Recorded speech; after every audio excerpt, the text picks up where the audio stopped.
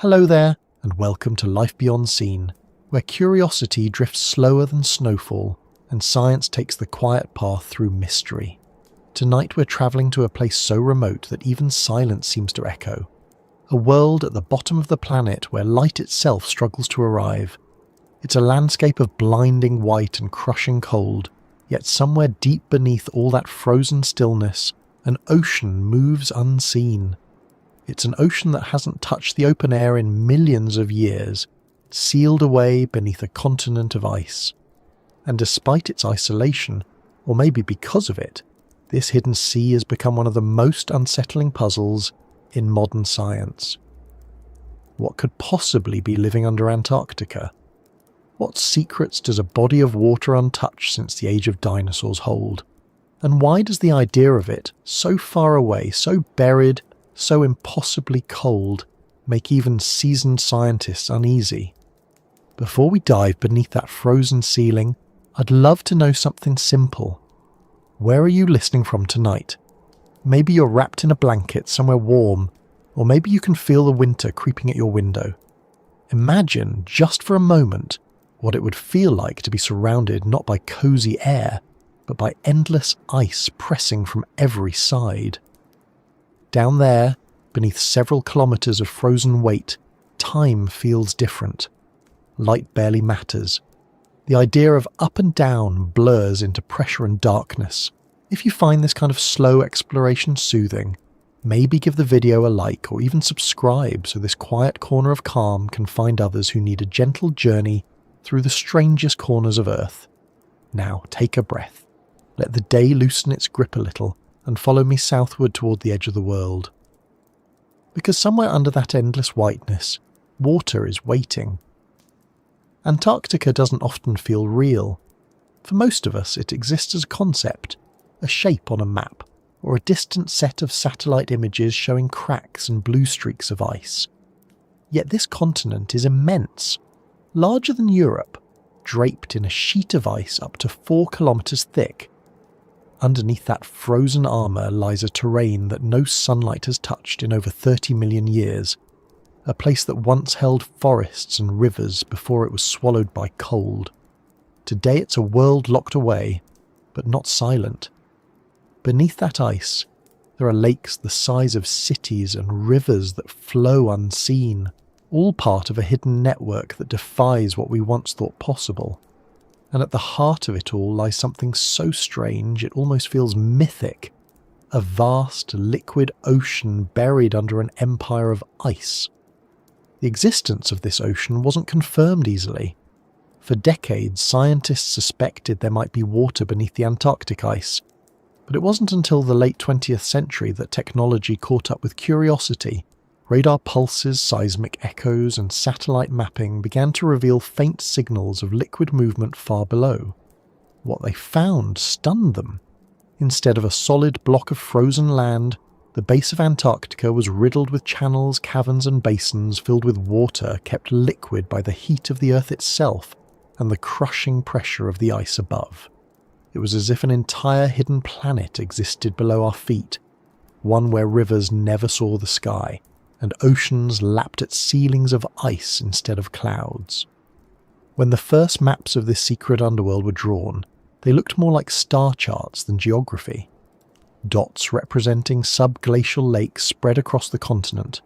Hundreds of them, some connected by buried waterways stretching for hundreds of kilometres.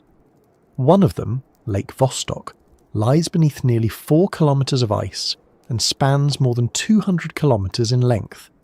That's roughly the size of Lake Ontario, sealed away from the world since before the first humans stood upright. The thought of such a massive body of water existing in total darkness is enough to stir something primal in the imagination. Because where there's water, there's often life, and that's where fascination starts to turn into something deeper. Curiosity edged with unease. Life has a way of showing up in places we never expect. It thrives in boiling vents at the bottom of the ocean, inside acidic pools, even within radioactive waste. So the question naturally arose, could something be living beneath Antarctica too? If microbes or complex organisms managed to survive in that sealed, lightless environment, they would be unlike anything we've ever encountered. They would have evolved entirely isolated, shaped by pressure and darkness, breathing chemistry we can only guess at. For scientists, that's thrilling, but it's also unnerving, because studying such life means disturbing a system that's been untouched for millions of years, and we can't yet predict what happens when we open something that old. Imagine drilling down through nearly 4,000 meters of ice. Every layer represents a different age of the Earth, a frozen history of climate and air trapped in tiny bubbles. As the drill bores deeper, the temperature rises slightly, the ice becomes denser, and the pressure grows immense. Eventually, after days or weeks of careful progress, the instrument reaches a boundary where solid ice meets something new, a layer of liquid water, black, pressurized, ancient. When that first drop touches the sensor, it's like shaking hands with prehistory. What lies beyond it could rewrite our understanding of biology, or show us echoes of worlds beyond Earth. But it could also release bacteria or gases that haven't seen the surface since long before humans evolved. That tension between discovery and danger is what makes this hidden ocean so haunting. Scientists describe it as the last great frontier on our own planet. In a way, exploring beneath Antarctica feels more like exploring space than Earth. Equipment has to withstand temperatures that can freeze metal brittle, pressures that could crush submarines, and an environment so sterile that any contamination could ruin the entire mission. Even the smallest mistake, a trace of oil, a speck of foreign DNA, could alter the delicate chemistry of the lake below. So the teams who venture there prepare as if they're going to another planet. They build sealed drilling systems, sterilize every tool, wear suits designed to prevent even a single skin cell from falling into the water. When they finally pierce through the ice and send instruments down, it's not a rush of water that greets them, but a whisper of data, faint signals rising through kilometers of frozen silence. Those signals tell stories. They reveal currents beneath the ice, temperatures hovering just above freezing, traces of minerals that hint at interaction between rock and water. Some readings suggest that the hidden ocean isn't stagnant. It moves slowly, circulating like blood through the veins of the continent. This movement could carry nutrients from deep within the Earth, sustaining microbial ecosystems we've never seen. It could also link distant lakes together, forming a single, interconnected network of life beneath the ice. The more we learn, the more the line between Earth and alien world begins to blur. Because if life can thrive there, cut off from sunlight, surviving on chemical energy alone, then maybe life on other icy worlds, Europa, Enceladus, might not be so far-fetched after all. But there's another side to this story, one that feels less like wonder and more like warning. Antarctica's ice is not eternal. It moves, cracks, melts, and refreezes in cycles that shape coastlines and ocean levels across the planet. As the climate warms, that balance begins to shift. Satellite data shows parts of the ice sheet thinning faster than expected, glaciers retreating, and meltwater carving hidden tunnels through the ice. Those tunnels could eventually connect the buried ocean to the surface, releasing whatever it holds into the world above. It's a thought that keeps scientists awake even in their warm research stations, staring at data that suggests the boundaries between ancient and modern might not stay sealed forever. Part of what makes this hidden sea so mysterious is that we know just enough to be uneasy. We've seen hints of microbial DNA in samples taken from subglacial lakes, but we don't yet know what those microbes are or how they function. We've detected strange plumes of methane rising from cracks in the ice, but we're not sure if they come from geological processes or living organisms buried below. We've mapped the ice with radar and sonar, yet the images are still blurry, ghost-like outlines suggesting caverns and currents we can't fully interpret. Each discovery opens more questions than it answers, and every answer seems to whisper the same thing. There's more down there than we understand. In the quiet of Antarctic nights, when wind hammers the research stations and the temperature drops below -70, even the most rational minds admit to feeling the weight of that unknown. They're surrounded by darkness that goes on for months, working above a hidden ocean that might be teeming with unseen life. Every creak of the ice, every sudden crack or distant rumble reminds them that they're standing on a living system, slow, immense, and unpredictable. The ground beneath them is moving, shifting millimeters each day, carrying secrets that could change how we see our planet and ourselves. Yet it also feels like standing on the lid of a sealed vault, one we're only beginning to unlock. It's tempting to imagine what it looks like down there. Picture vast caverns lit only by the faint blue shimmer of bioluminescent microbes, icy walls dripping with mineral-rich water, slow currents weaving through corridors of stone and ice. Maybe there are mats of bacteria feeding on chemicals from the rock, creating strange ecosystems where sunlight has no meaning. Maybe there are tiny creatures with translucent bodies, evolved to sense heat or magnetic fields instead of light.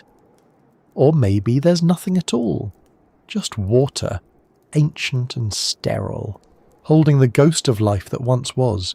Either way, it's a world utterly separate from ours, a parallel Earth existing in the same place but out of reach. For scientists, the fear doesn't come from monsters or myths. It comes from the realization that the boundaries we depend on, between ice and ocean, between life and death, between past and present, are thinner than we thought.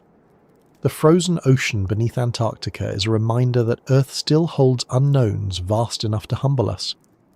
Every drill core, every sample, every sonar scan is like tapping on the surface of a locked door, hoping it opens slowly and not all at once.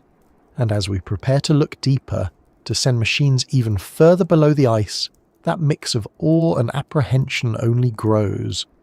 Because beneath the white silence of Antarctica, the world is not asleep, it's waiting.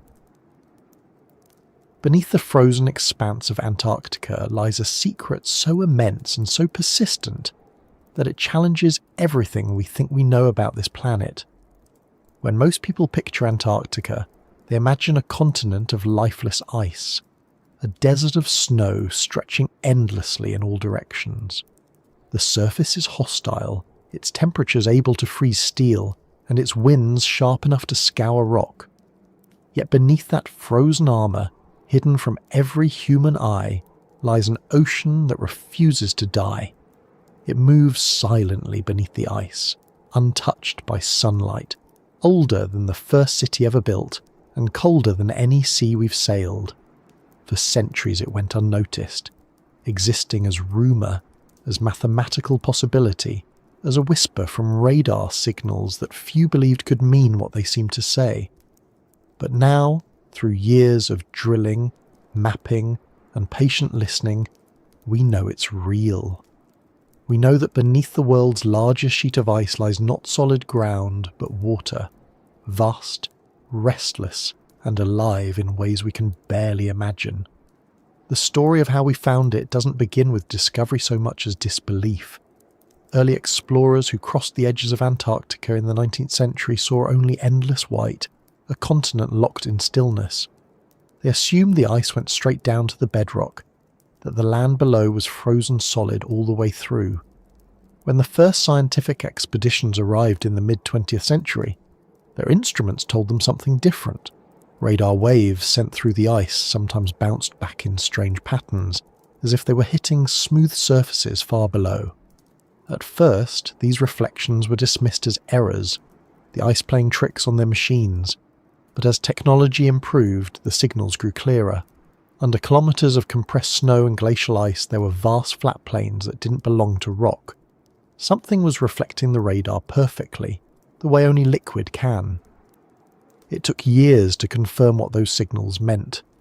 Researchers from the Soviet Union, the United States, and later Britain and Japan began to map the underside of the ice sheet using airborne radar. They flew back and forth across the continent, tracing the echoes. The resulting images revealed something astonishing. Beneath Antarctica's frozen crust lay more than 400 interconnected lakes and rivers. Some were small, barely a few kilometres across. Others stretched for hundreds of kilometres, dwarfing anything above. The largest, Lake Vostok, became the focus of decades of study. Its surface sits nearly 4 kilometres below the ice, its volume so vast it could fill the entire Chesapeake Bay. And though sealed off from the atmosphere for at least 15 million years, it remains liquid, sloshing gently under the weight of all that ice. The pressure keeps it from freezing, and the heat from the Earth's interior adds just enough warmth to maintain a narrow balance between ice and water. When the realization sank in, scientists began to see Antarctica differently. It was no longer a simple mass of ice and land, but a living, breathing hydrological system. Rivers of meltwater snake through the base of the ice sheet, carrying sediments, nutrients, and perhaps microorganisms from one hidden lake to another. These rivers feed into larger basins, merging into subglacial seas that span entire regions. It's a world completely sealed from ours, where sunlight has never reached, and where time moves according to pressures and currents no human has felt. This hidden ocean system doesn't just exist in one place. It stretches across the continent like a buried network of veins, connecting the East Antarctic ice sheet to the west, pulsing with slow, invisible movement. Some of these channels may eventually drain into the Southern Ocean, releasing water that last saw the surface when giant sloths still walked the Earth. The ice above acts like a shield. It locks in heat, prevents evaporation, and creates a constant pressure that keeps the water liquid. Without that weight, the hidden lakes would quickly freeze. And yet, paradoxically, that same ice moves. It slides slowly toward the sea, bending, cracking, and reshaping the landscape below. This movement helps circulate the subglacial water, drawing fresh melt in one region and pushing older water out in another. It means the buried ocean isn't static. It's alive with change, even if we can't see it. From above, the surface of the ice appears motionless, but beneath it, rivers flow, sediments shift, and perhaps life stirs. Reaching this world, however, is a task that borders on impossible. The ice isn't just thick, it's pure, compressed to near crystalline hardness by millions of years of accumulation. Every layer represents a different age of snowfall, a frozen archive of the atmosphere stretching back almost 1 million years. Drilling through it requires precision that defies error. A single contaminated droplet from the surface could ruin an entire mission, introducing modern microbes into an ecosystem that has evolved in isolation for epochs. So scientists design their tools with the caution of surgeons. Every drill head, every pipe, every sensor is sterilized, sealed, and monitored. They use hot water drills that melt the ice rather than cut it, creating a clean path downward. It's not just engineering, it's restraint. The kind of patience required when you know one mistake could erase millions of years of untouched history. When the first probes finally reached these hidden lakes, the data they sent back seemed impossible. Temperatures just below freezing, yet liquid. Oxygen levels far higher than in surface oceans. Chemical gradients suggesting interaction with minerals from deep within the crust. And perhaps most intriguing, traces of organic material. Not proof of life, but the faint scent of it. These findings raise new questions. If the lakes beneath the ice are so rich in oxygen, why? One theory is that the enormous pressure of the ice causes microscopic bubbles of gas to dissolve into the water, creating a superoxygenated environment. That could support life. Strange, slow, microbial life adapted to eternal darkness and cold. Another possibility is that chemical reactions between water and rock at the base of the continent release energy, providing a source of fuel for living organisms that don't rely on sunlight at all. These are the same kinds of processes believed to occur on the icy moons of Jupiter and Saturn, which is why studying Antarctica's buried ocean could tell us not only about our own planet, but about life elsewhere in the universe. Still, every answer brings more unease. What exactly happens if we open these systems too far? If ancient microbes are released into the modern ocean, how will they react to our world? And how will our world react to them? Most may be harmless, long dormant, fragile under ultraviolet light. But we can't be certain. Evolution doesn't pause just because we weren't watching. Down there, in that closed ecosystem, life could have followed its own rules for millions of years. It could be built on biochemistry that diverged long ago from everything we know. When scientists collected the first samples from Lake Whillans, a smaller subglacial lake near the Ross Ice Shelf, they found microbial DNA sequences unlike any seen before. These organisms seemed to feed on minerals and gases rather than sunlight, metabolizing iron, sulfur, and ammonia in total darkness. They were alive, active, and multiplying beneath ice that had sealed them in for millennia. The revelation was both thrilling and unsettling. It meant that life doesn't just endure, it adapts, it hides, it waits. There's also the geological side of the fear. That ocean, locked beneath the ice, contains vast stores of ancient carbon and methane. If the warming climate melts the ice sheets faster than expected, that trapped gas could be released, amplifying global warming in unpredictable ways. The ocean beneath Antarctica is not just a curiosity, it's a potential trigger in the planet's climate system. Scientists have found regions where the subglacial water is under extreme pressure, pushing upward against the ice above. If one of those reservoirs bursts, it could send torrents of meltwater racing toward the coast, destabilizing glaciers and raising sea levels far more quickly than we've prepared for. It wouldn't happen overnight, but in geological terms, and even in human lifetimes, it could happen alarmingly fast. This is why the frozen ocean terrifies scientists. It's not a monster in the dark, it's a mirror showing how delicate the balance of the planet truly is. Antarctica's ice has always been a kind of time machine. The deeper you go, the further back you travel into the planet's history. The ice traps air bubbles that record ancient atmospheres, particles that reveal volcanic eruptions, and isotopes that trace the rhythm of past climates. But beneath all of that, beneath the deepest layers, lies something older still. Water that remembers an Earth without ice caps, without humans, perhaps even without mammals. When researchers analyse the chemical composition of the subglacial water, they find signs of long isolation. The ratios of oxygen and hydrogen differ subtly from those in modern seawater, hinting at a separation lasting tens of millions of years. It's as if the hidden ocean is a message in a bottle, sealed and buried by time itself, carrying stories from a world before our own. Yet even as we uncover those stories, we can't help but notice how fragile the present one is. The same warming that allows us to study these hidden places also threatens to destroy them. The radar maps showing the shape of the subglacial lakes also reveal thinning ice above them. Some areas that were once stable are now melting from below, as warm ocean currents creep under the ice shelves and accelerate the loss. The hidden rivers that once flowed slowly beneath the ice are speeding up, carrying heat deeper into the continent.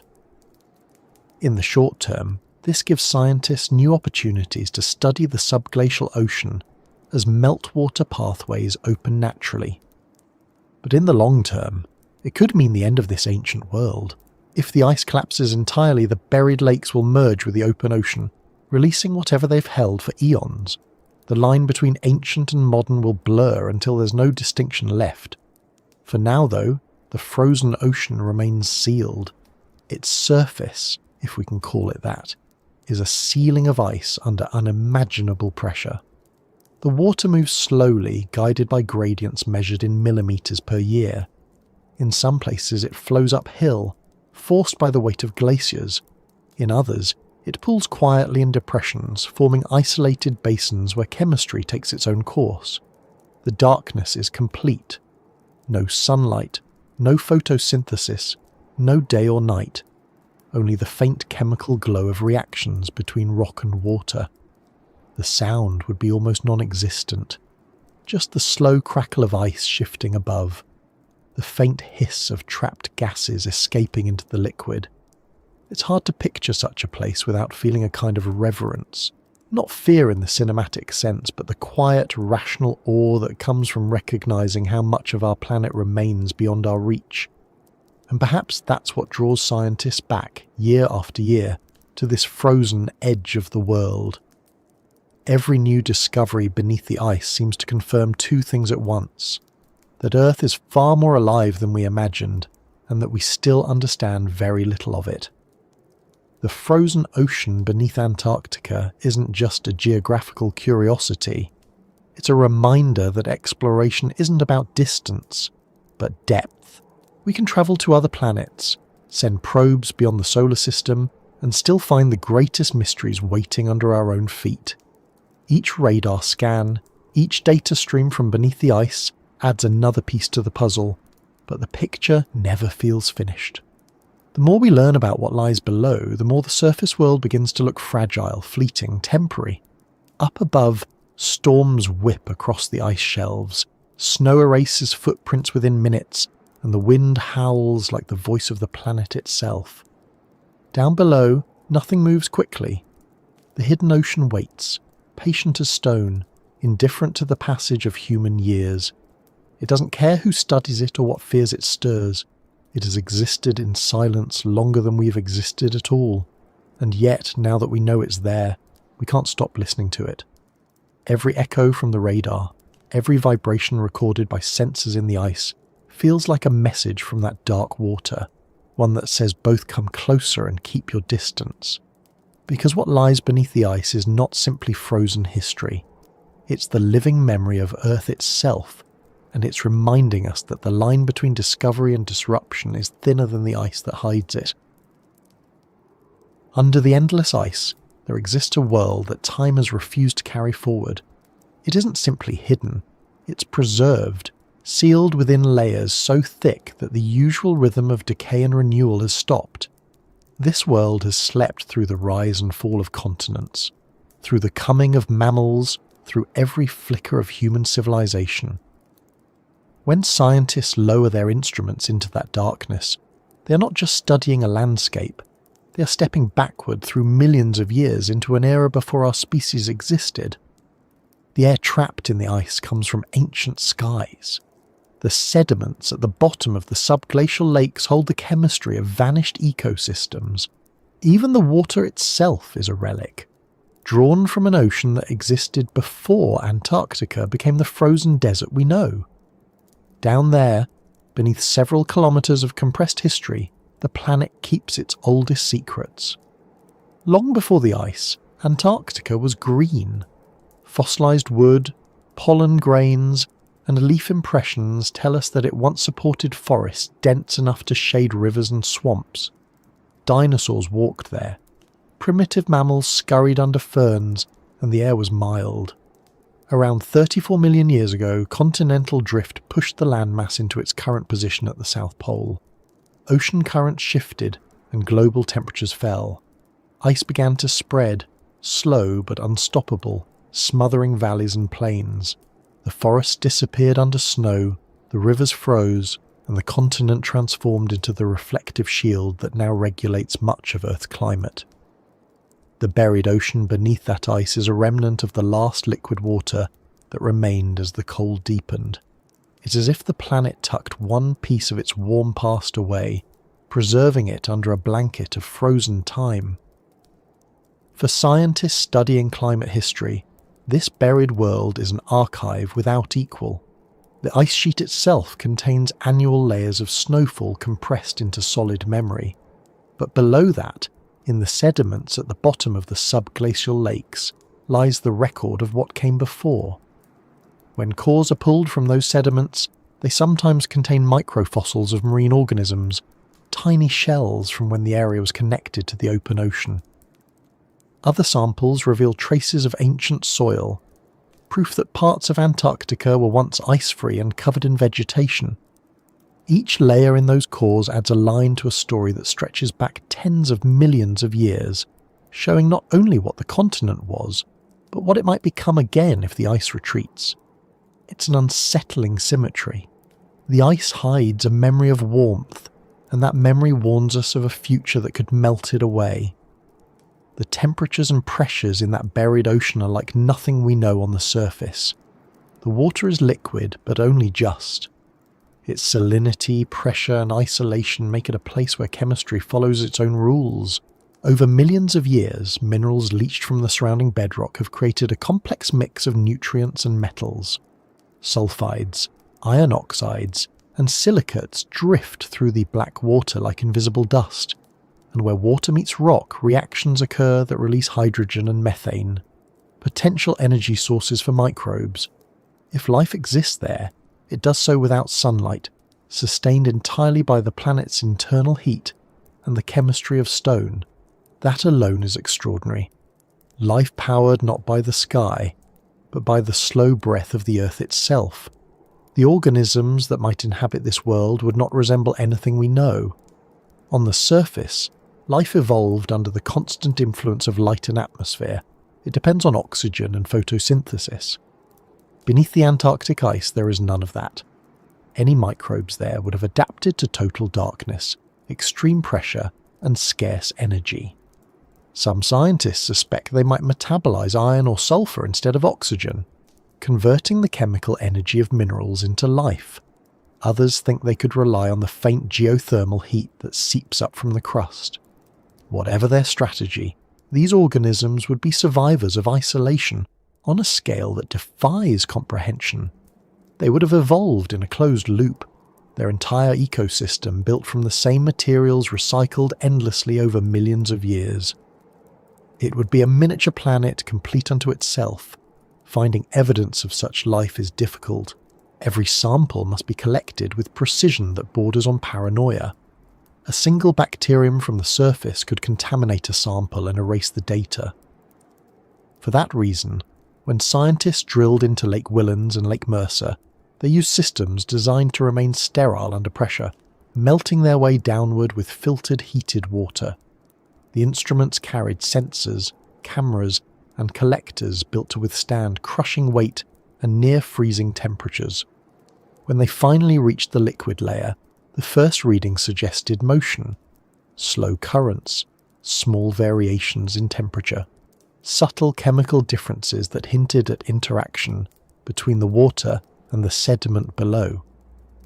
The samples brought back to the surface contained cells, simple, tiny, but alive. Genetic analysis revealed species unlike anything catalogued before, their DNA showing adaptations to cold, pressure, and lack of light. They weren't fossils. They were living remnants of an ancient biosphere still functioning in the dark. It's difficult to grasp what that means without stepping back from the data. For billions of years, Earth has been a planet of change. Continents drift, climates shift, species rise and fall. Yet here is a pocket of water that has remained cut off through all of it, sustaining a living system that never saw the sun rise. It is a direct line to the planet's deep past, a reminder that life doesn't just adapt to change, it hides from it, waiting for conditions to return. When we say the world that time forgot, it isn't metaphor, it's literal. The laws of evolution, decay, and extinction slow almost to nothing there. The creatures that survive under the ice are living in a time capsule, one that has drifted through eras while the rest of the planet moved on. The sediments at the base of the subglacial lakes tell an equally haunting story. They show layers of deposition that alternate between organic-rich mud and sterile mineral silt. Those layers may correspond to cycles of glacial advance and retreat, each representing a different climate regime. Some of the organic material appears to have been laid down by microorganisms that flourished when the ice thinned, suggesting that even small changes in temperature above can ripple through the buried ecosystem below. It hints that this world, while ancient, is not entirely disconnected.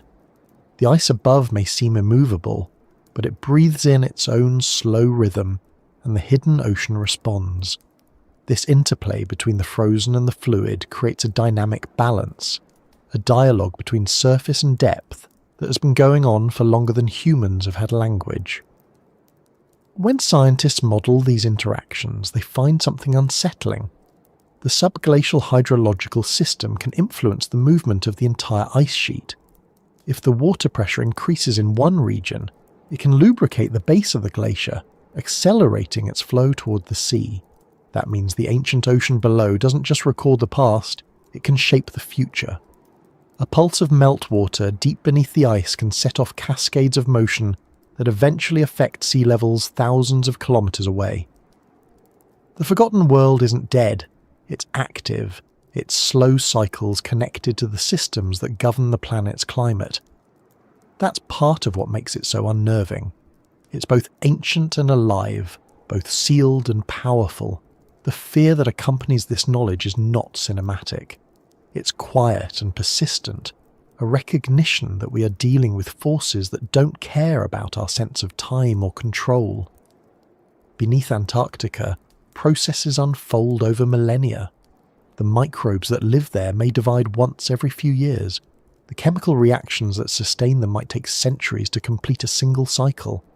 Yet these sluggish rhythms are part of the same planet that spins day and night for us. They're reminders that time on Earth is not uniform. It stretches and contracts depending on where you stand. Above the ice, a human life passes in moments. Below it, life measures itself in epochs. Some researchers call these subglacial environments analogues for extraterrestrial oceans. The icy moons of Jupiter and Saturn, Europa and Enceladus, are thought to have similar conditions.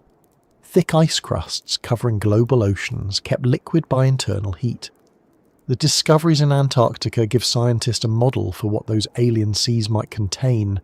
If microbes can persist in the crushing darkness beneath the South Pole, then the odds of life existing elsewhere increase dramatically. But there's another, more sobering implication.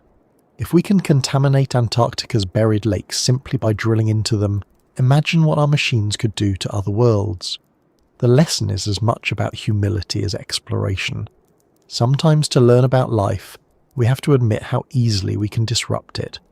The people who work in Antarctica often describe an eerie sensation when they stand on the ice knowing what lies below. The ground feels solid, but they understand that beneath their boots is not stone but a thin barrier separating them from a vast unseen ocean. It's a realization that changes their sense of scale. The white horizon around them becomes less a surface and more a fragile skin stretched over an ancient wound. They are not walking on land in the ordinary sense.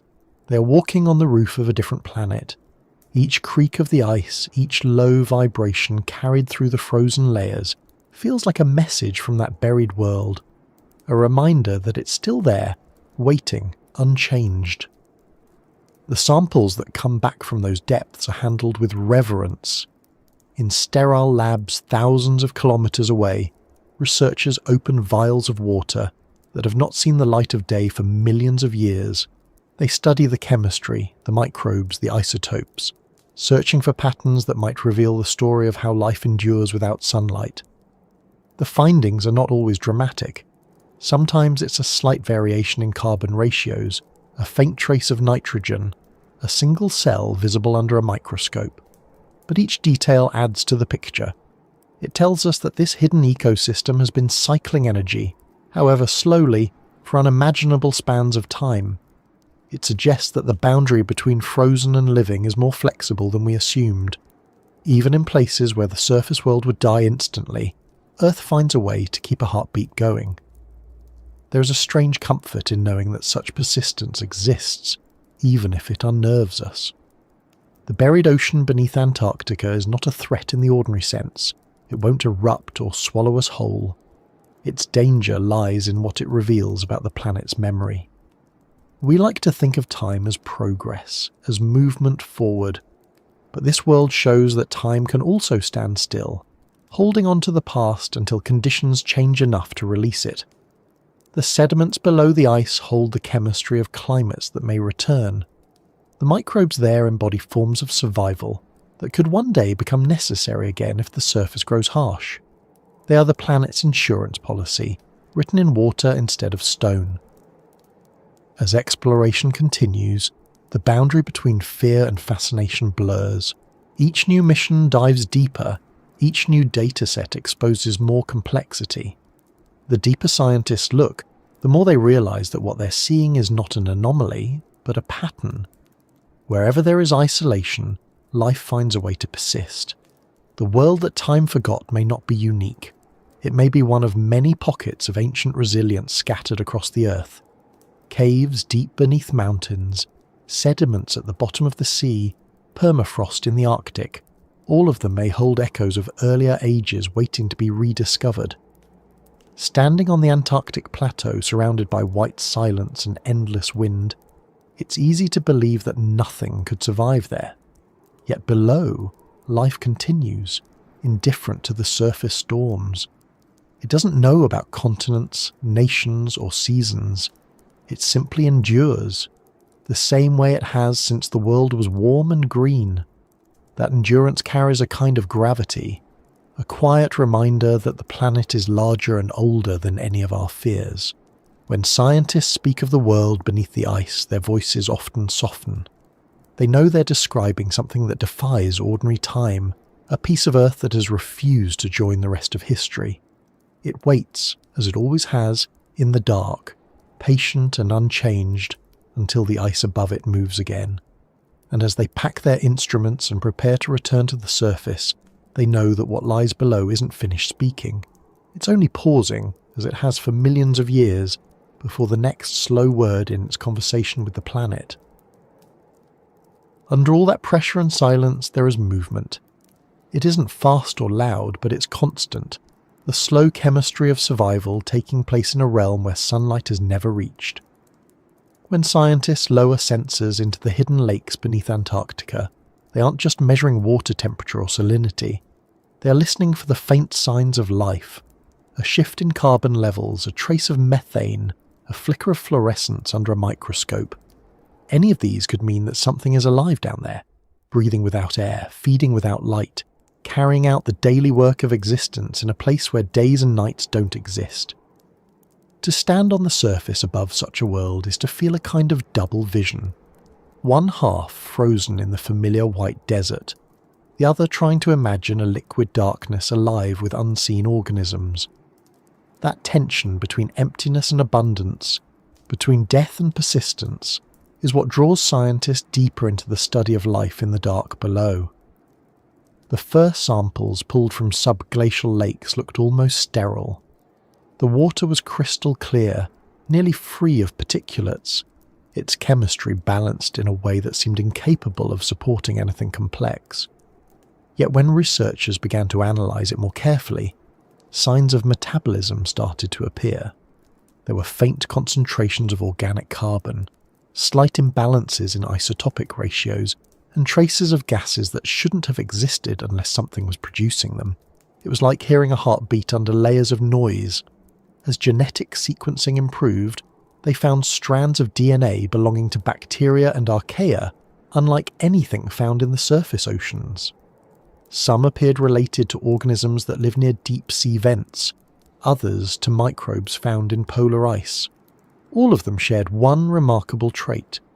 They were adapted to darkness, cold, and scarcity. To survive in such a place, life has to make energy from what little is available. On the surface, sunlight drives photosynthesis, which forms the base of most ecosystems. In the darkness below Antarctica, energy must come from chemistry alone. Microbes there rely on chemosynthesis, a process that uses chemical reactions between minerals and water to produce food. In some parts of the subglacial ocean, iron and sulfur compounds react with oxygen to release energy. In others, hydrogen and methane provide the fuel. These reactions are slow, but steady. They support microbial colonies that can persist for thousands of years without any new input of energy from above. Each cell divides rarely, maybe once in a decade, but because the environment never changes, there's no rush. Evolution slows to a crawl. What exists there is less a population and more a living memory. Organisms perfectly suited to their frozen niche, with no reason to become anything else. The diversity hidden beneath the ice surprised everyone. When the first genetic surveys came back from Lake Whillans, researchers found more than 3,000 distinct species of microorganisms. Many were completely new to science. Some metabolized ammonia or nitrate, others broke down organic carbon left behind from earlier cycles of melting. A few even appeared to use tiny traces of sunlight that penetrated cracks in the ice during brief melt periods, although how they capture that energy remains a mystery. The discovery proved that subglacial ecosystems aren't marginal leftovers.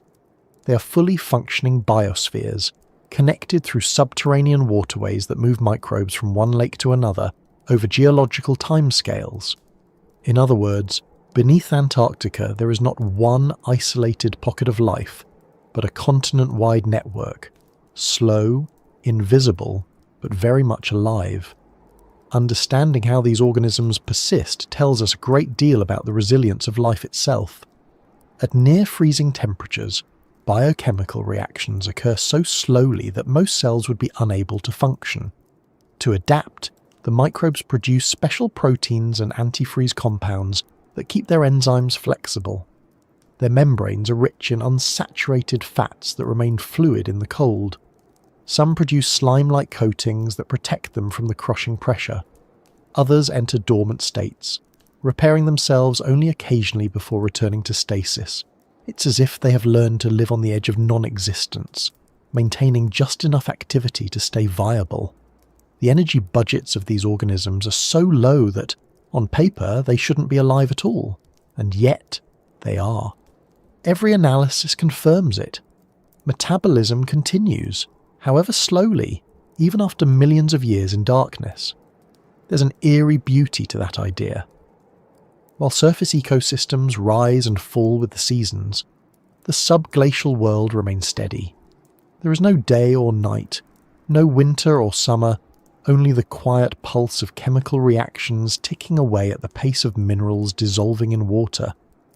If you could descend into one of those lakes, you would find an environment almost entirely still. The temperature would hover just below zero. The water would be heavy, dense, and silent. Sediment would accumulate grain by grain at the bottom, trapping whatever falls from the water column above. Flakes of bacterial colonies, bits of organic residue, traces of ancient rock. And somewhere in that sediment cells would drift slowly, feeding, dividing, or waiting. It's not the kind of life that moves or hunts or builds, but it's life all the same, and it's doing what life has always done, persisting against indifference. Some scientists call these organisms extremophiles, but that word doesn't quite capture their situation. Extreme implies rarity, a deviation from the norm, but under the ice this is normal. The conditions we find hostile are simply the only reality these microbes have ever known. To them, warmth and light would be fatal. They are tuned to the pressure and chemistry of their world as precisely as surface life is tuned to ours. That realization reshapes how we think about habitability. It means that life doesn't need what we consider comfort. It only needs stability, a reliable source of energy, and time. Lots of time. The frozen ocean beneath Antarctica offers all three in abundance. The connection between these hidden ecosystems and the surface world is fragile but real. Every few thousand years, glacial cycles cause parts of the ice sheet to thin, allowing meltwater from above to seep down into the lakes. That water carries oxygen and minerals, briefly refreshing the system. At other times, geothermal heat from below causes portions of the ice base to melt, releasing nutrients from the rock. In this way, the subglacial ocean breathes in slow motion, a single cycle taking millennia to complete. The microbes respond to these rare pulses of change, blooming slightly, multiplying for a few generations before settling back into dormancy. It's the most patient form of life imaginable, one that measures opportunity not in moments but in epochs. For researchers studying astrobiology, these findings have profound implications. The hidden ocean beneath Antarctica is the best analogue we have for extraterrestrial environments that might harbour life. On Jupiter's moon Europa, for instance, A thick shell of ice covers a global ocean warmed by tidal forces. Saturn's moon Enceladus has geysers that shoot plumes of water vapour into space, suggesting a similar ocean below. If microbial life can exist under Antarctica's ice, isolated for millions of years, then it could also exist on those distant worlds.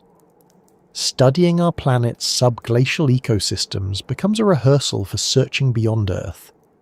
The same instruments designed to probe Lake Vostok or Lake Mercer could one day drill into the ice of Europa. The same caution against contamination will apply, because once again we'll be approaching a system that may have survived in isolation since long before we arrived to study it.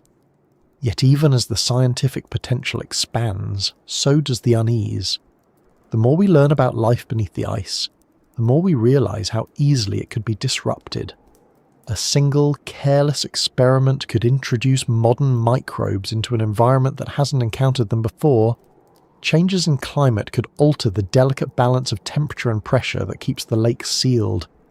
If melting accelerates, these hidden ecosystems could be exposed to sunlight for the first time in millions of years. What would happen then is anyone's guess. The oxygen-rich water might react violently with surface chemicals, releasing gases or triggering blooms of bacteria that have no predators. The buried ocean might awaken in ways we can't predict, and whatever equilibrium it maintained in darkness could collapse. For the scientists who work there, this tension is always present. They are driven by curiosity but guided by caution, aware that every core sample taken from the ice, or droplet of water collected from below, is part of a world that doesn't belong to us. When they describe their findings, their language is careful, even humble. They speak not of conquest or discovery, but of encounter. To meet life in the dark below is to confront the vastness of biology's possibilities, to realise that what we see on the surface is only one expression of something much larger. The microbes under the ice are not anomalies, they are proof that the planet's capacity for life is far broader than our own experience of it. There are still many questions left unanswered. How did these organisms get there in the first place? Were they trapped when the continent froze, or did they evolve independently after isolation? How do they repair DNA damage without light-driven enzymes? What limits their population growth? Each expedition adds fragments of data, but the full picture remains out of reach. Some researchers think the subglacial ecosystems are ancient descendants of marine microbes, adapted gradually as Antarctica froze. Others suspect they may have been carried downward by meltwater during warmer periods, then sealed in place as the ice thickened. Either way, the result is a living link between Earth's past and present, an unbroken chain of existence stretching across deep time. Standing above that world, it's hard not to feel small. The wind howls, the snow blinds, and somewhere kilometres below, cells are dividing slowly in the dark, oblivious to the storms overhead. Their persistence makes our own achievements seem brief. The civilizations we build, the technologies we invent, even the instruments we use to find them, all of it will vanish long before their quiet metabolism stops. They are the real survivors of this planet, older than any lineage we claim, indifferent to everything but the conditions that allow them to keep living. That's the kind of thought that humbles even the most confident mind. We like to think of ourselves as masters of the earth, but beneath our feet, the simplest organisms remind us that the planet belongs to those who can endure it longest. As research continues, the boundaries of that endurance keep expanding. New drilling sites are being planned deeper inland, where radar has detected even larger bodies of subglacial water. Autonomous underwater vehicles are being developed to explore them directly, equipped with cameras and chemical sensors capable of operating for months in total darkness. Each new mission brings the possibility of encountering something unexpected, a new metabolic pathway, a new chemical signature, perhaps even multicellular life adapted to the crushing cold. It's not impossible. In the Arctic, scientists have found small worms and crustaceans living within glacial ice itself. If such creatures can exist near the poles on the surface, who's to say what might persist in the black ocean below Antarctica? The thought is both thrilling and unnerving, because every new form of life found there will challenge our definitions of where life can be and what it needs to survive. The deeper this research goes, the more personal it becomes for those involved. To spend months in the isolation of Antarctica, drilling into ice that predates humanity, knowing that the reward might be a few drops of water containing unseen life, is to experience a unique kind of perspective. It strips away the noise of the surface world. Down there, it's just you, the ice, and the knowledge that something beneath it is living its own slow, separate existence. When the instruments are pulled back to the surface and the samples are secured, there's often a moment of silence. Not celebration, but respect. Because what's been touched is not just a sample of water, it's a glimpse into the persistence of life itself, a life that doesn't depend on our world at all. If you listen carefully to the data, to the quiet pulse of readings coming up through the ice, you can almost hear that other world breathing. Not loudly, not urgently, but steadily. It has been breathing since long before we arrived, and it will keep breathing long after we're gone.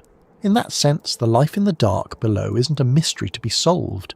It's a reminder that the universe is full of endurance, that life finds ways to persist even in the absence of light, and that beneath the surface of certainty there is always another layer waiting to be discovered. Beneath the frozen mass of Antarctica, rivers run where no eyes can see them. They don't glitter, they don't roar, and they never meet the sky.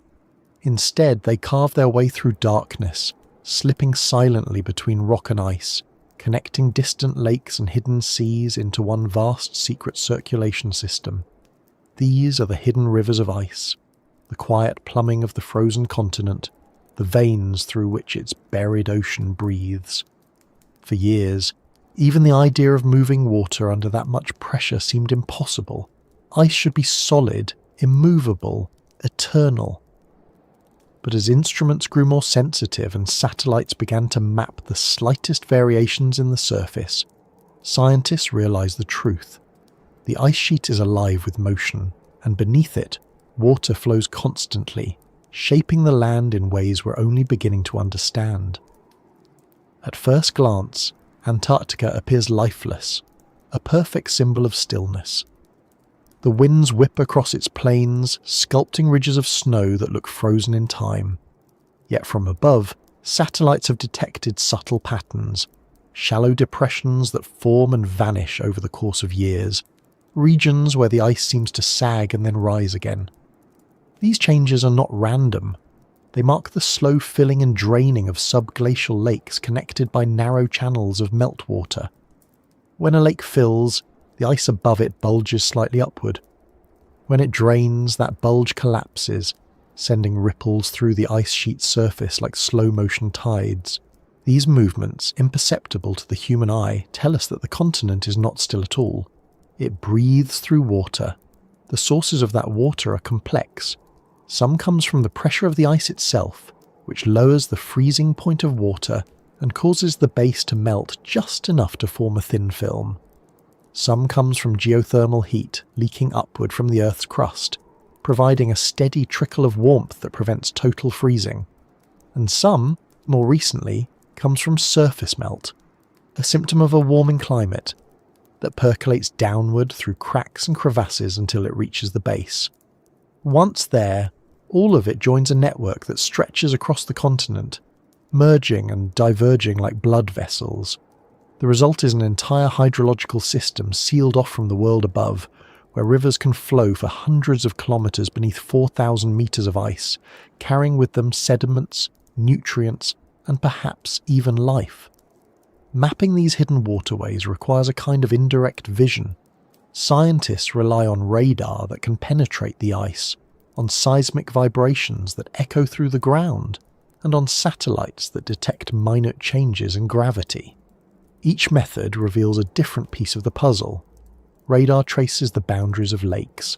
Seismic readings outline the shape of buried valleys. Gravity measurements hint at variations in density that suggest flowing water. When combined, these datasets create a ghostly picture, an invisible geography of rivers winding beneath the continent. The scale is staggering. Some of these channels are as wide as major surface rivers, carrying enough water to fill entire reservoirs. Others are no more than trickles, thin threads that merge and split again, shaping the bedrock beneath the ice.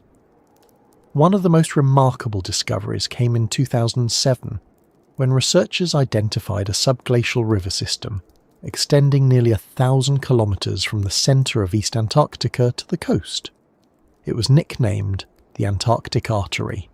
This single network connects multiple lakes, including the massive Lake Vostok, to the ocean.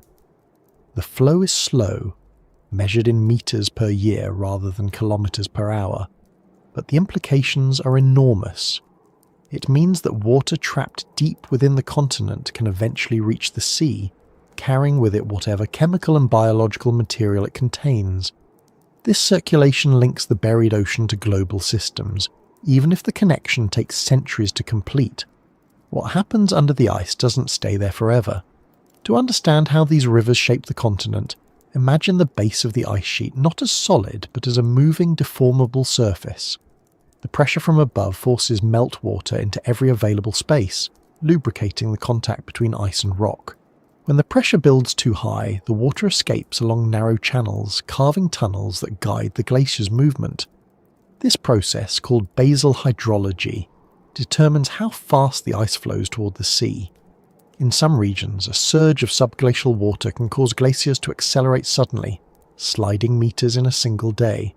When the water drains, the ice slows again. It's a hidden pulse that drives the rhythm of Antarctica's frozen heart. Every new measurement reveals more complexity.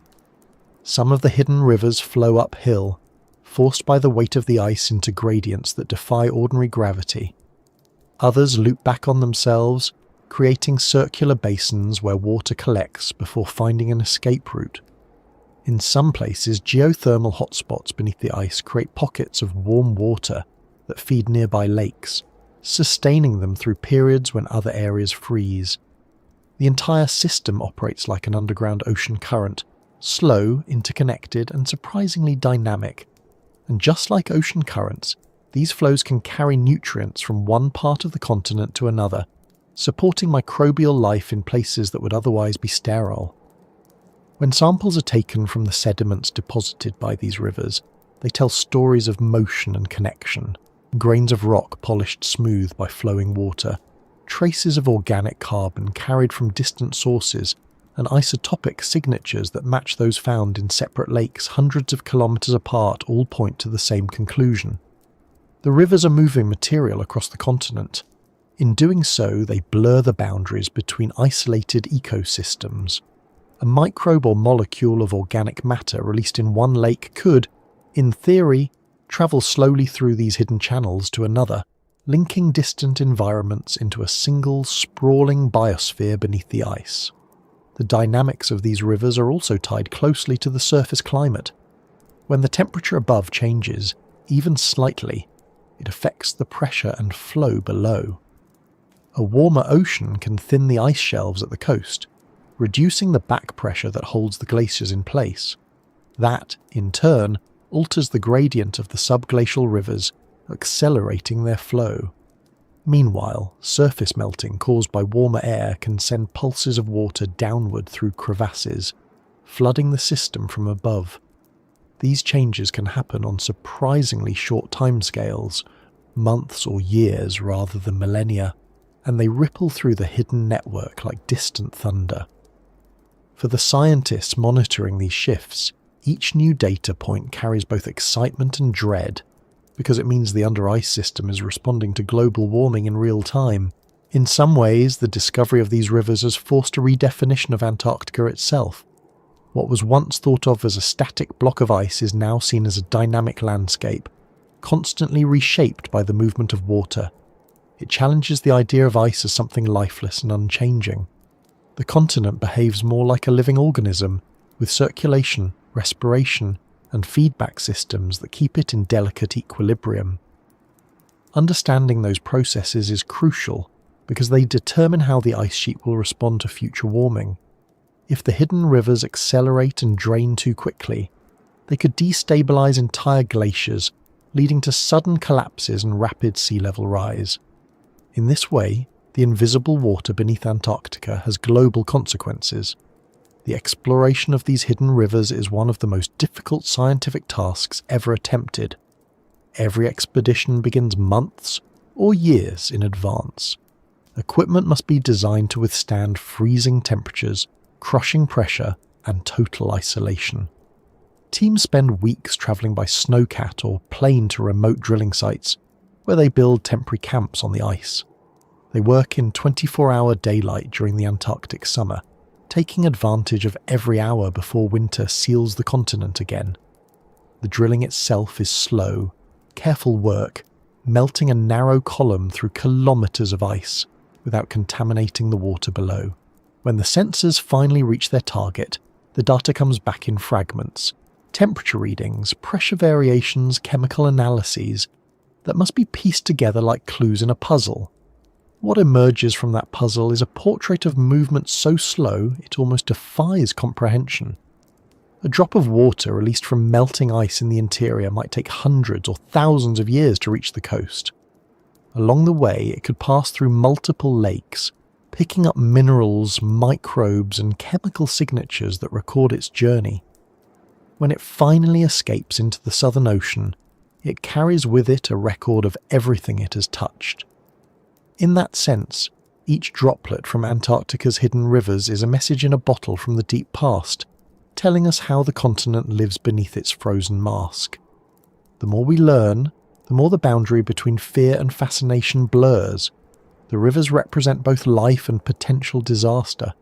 They nurture ecosystems that have survived in total isolation, but they also act as pathways through which trapped gases or ancient microbes could one day reach the surface.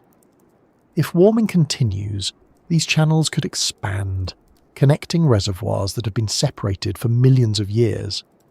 The sudden release of water from beneath the ice could lubricate glaciers enough to trigger massive calving events, sending enormous slabs of ice into the sea. It wouldn't happen overnight, but the chain reaction could accelerate in ways that are hard to predict.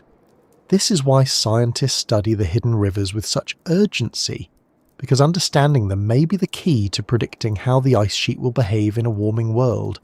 There's a kind of quiet humility in this work. The people who dedicate their lives to studying Antarctica's hidden hydrology rarely see dramatic events. Most of their discoveries happen in numbers, a change in flow rate, a shift in pressure, a chemical anomaly that suggests movement thousands of meters below. But they know that those small changes are the first signs of something larger. The hidden rivers remind them that even the most frozen places are not truly still. Beneath the noise of wind and ice, the planet is always moving, always adjusting, always alive. If you could stand on the ice and imagine the rivers beneath your feet, you might feel something like vertigo. You'd know that under all that whiteness, water is flowing silently toward the sea, carving paths through rock and time. You'd realize that what appears eternal from above is, below, a world of motion and exchange. Every glacier, every ice shelf, every frozen plain is part of a network too vast to see, but too important to ignore. It's not just ice down there, it's the beating heart of a continent, pulsing slowly in the dark. And somewhere in that slow rhythm lies the next clue to how our planet breathes, how it remembers, and how it changes. Beneath the ice, the water is not empty. It holds traces of things that once lived, things that may still be living, and things that perhaps never belonged to the surface world at all. When scientists speak about the subglacial ocean, they often mention the samples they've pulled up through their long, sterile drills, the vials of ancient water that shimmer faintly under laboratory light, the cores of dark sediment that smell faintly metallic, the data that flicker on monitors showing chemical signatures unlike anything expected. They call them traces, remnants, anomalies. But in quieter moments, when the wind howls outside the research tents and the world above freezes solid again, they call them ghosts. Ghosts in the water, because that's what they seem to be, faint echoes of life, whispering from a place where time has nearly stopped. When the first samples from Lake Vostok were analysed, the results defied expectations. The water, retrieved through layers of ice that had been sealed for at least 15 million years, contained fragments of DNA. Not one or two, but thousands. Some belonged to bacteria, some to archaea, some to small multicellular organisms that shouldn't have survived there at all. Many of these sequences were close to known species found in ocean sediments or hydrothermal vents, but others matched nothing in any genetic database. The scientists were cautious. Contamination from drilling was a possibility, and the purity of the samples had to be proven beyond doubt. But even after rigorous testing, some fragments remained unexplainable. They were too different, too distinct, as if they came from lineages that diverged from known life millions of years ago and evolved alone beneath the ice. To most people, fragments of DNA might not sound like much, but in the context of a sealed ecosystem, they are astonishing. Each strand is a record of something that once lived and metabolized, something that replicated its genes and left traces of itself behind. In an environment where light never penetrates, where temperatures hover below freezing and pressure could crush a submarine, these traces mean that life once found a way to exist, and perhaps still does. The sediments at the bottom of the subglacial lakes are rich with these signatures. They are layers upon layers of biological residue, compressed and preserved by the weight of the ice. When samples are warmed and analysed, the ghost signals flicker again, showing patterns of carbon isotopes consistent with metabolic activity. It's as if the organisms are still there, barely dormant, waiting for the slightest change to awaken them. In 2013, a team drilling into Lake Whillans found something more direct. They retrieved samples containing living cells, not fossils, not fragments, but living microorganisms capable of metabolism. Under the microscope, these cells glowed faintly when stained with fluorescent markers, proof that they were alive. Their DNA revealed thousands of species, including some that fed on ammonium, others that oxidized iron, and still others that produced methane as a byproduct of their metabolism. The water was oxygen-poor, dark and cold, yet these microbes formed a functioning ecosystem. They recycled carbon and nitrogen, building a food web entirely independent of sunlight. It was the first direct confirmation that life exists beneath the Antarctic ice, and it changed everything. The buried ocean was not a tomb. It was a cryptic biosphere, slow, ancient, and hauntingly active. But not all of the evidence fits so neatly into the framework of living biology. In some samples, researchers have found microscopic structures that resemble cells, but behave differently under analysis. They stain irregularly, their membranes are unusually thick, and they don't seem to contain the same proportions of organic compounds as known organisms. Some are coated in mineral films, as if biology and geology have fused together. Under electron microscopes, they look like the imprints of life. Shells without inhabitants, outlines left behind by processes we don't fully understand. They may be mineral precipitates that coincidentally mimic cell shapes, or they may represent ancient life forms whose chemistry diverged from ours long ago. Either explanation is unsettling. If they are non-living, it means that geology can imitate biology more convincingly than we thought. If they're living, or were, it means that life can take forms we barely recognize.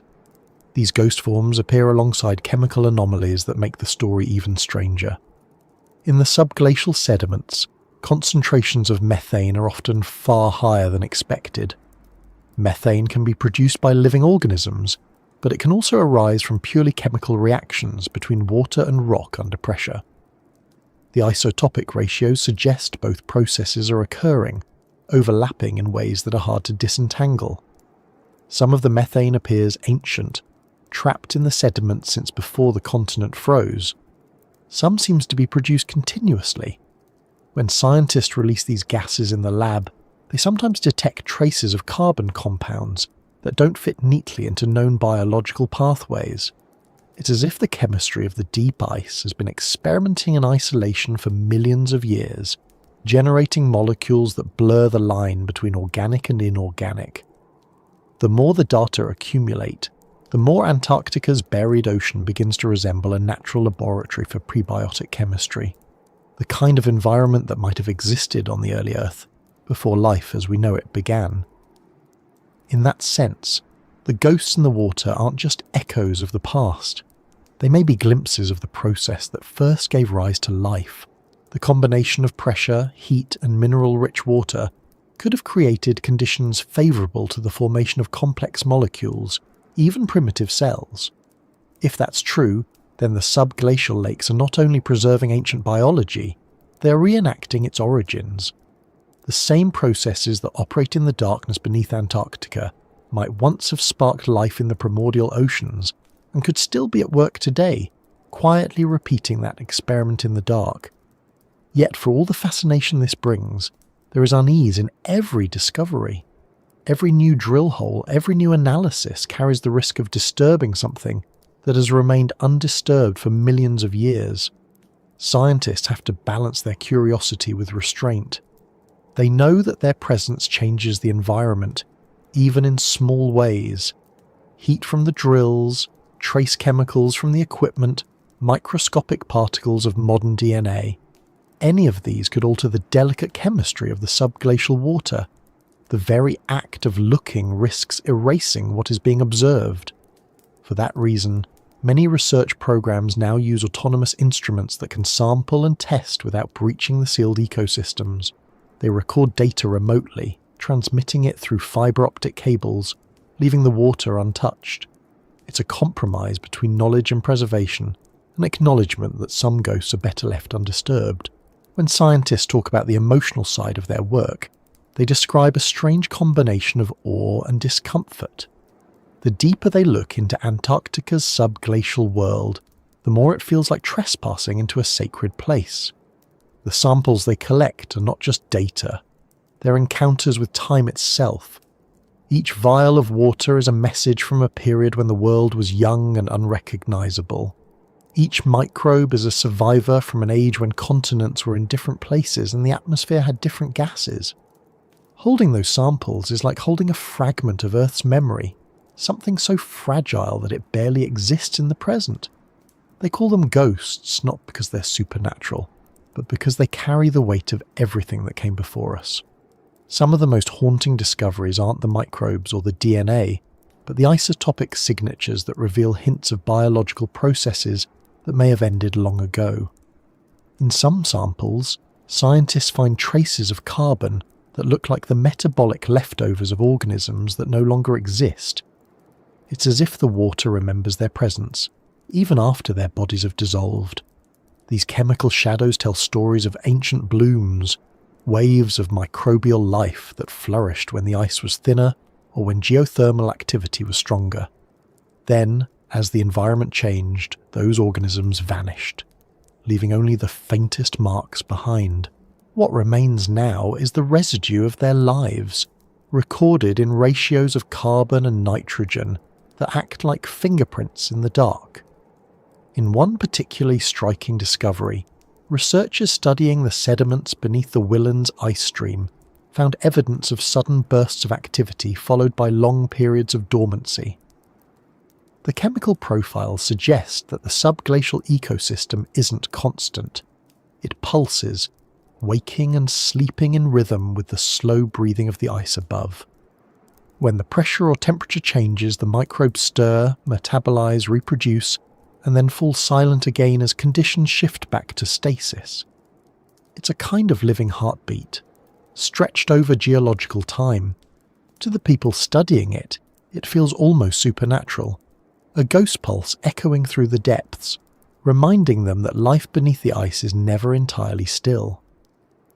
There's another layer to this mystery, one that ties the ghosts in the water to the surface world. Some of the chemical compounds found in the subglacial lakes resemble those detected in samples from the icy moons of Jupiter and Saturn. The similarities are striking. The same ratios of methane to carbon dioxide, the same sulfur-bearing molecules, the same kinds of amino acids forming spontaneously in the presence of mineral catalysts. It suggests that the same processes shaping Antarctica's hidden ocean could be occurring elsewhere in the solar system. If that's true, then the ghosts in the water are not unique to Earth. They are part of a universal story, one in which life, or the potential for it, arises wherever water, chemistry and time intersect. For now, though, the ghosts remain confined to their frozen tombs. Each new expedition uncovers more traces, but never the full picture. The DNA fragments tell us that life has been there, but not how it looks or how it behaves. The chemical anomalies hint at activity, but not its origin. The mineralized structures mimic cells, but may not be alive. It's a puzzle that resists completion, as if the ice itself is guarding its secrets. The scientists continue their work, cautious and persistent, knowing that every answer leads to deeper questions. They'll keep drilling, sampling, analysing, trying to listen more carefully to what the water is saying, and somewhere down there, in the silence that has lasted millions of years, the ghosts continue their slow existence. Whether they are living microbes or only the echoes of ancient chemistry, they remind us that life, or something very close to it, is far more durable than we imagine. They are proof that the line between living and non-living is thin, and that the boundary between past and present is never as firm as ice might make it seem. When the researchers return to their camps, the vials sealed and the data stored, the image of those unseen organisms lingers in their minds, not as monsters or miracles, but as quiet presences that haunt the imagination, because even in the most silent place on Earth, the water still remembers. And what it remembers is everything the planet has ever been. Under the crushing weight of the Antarctic ice, human eyes are useless. Light can't travel that far, and even the brightest beams vanish within a few meters, scattered by crystals compacted over millions of years. Down there, it's a world of pressure and silence, a place where seeing gives way to listening.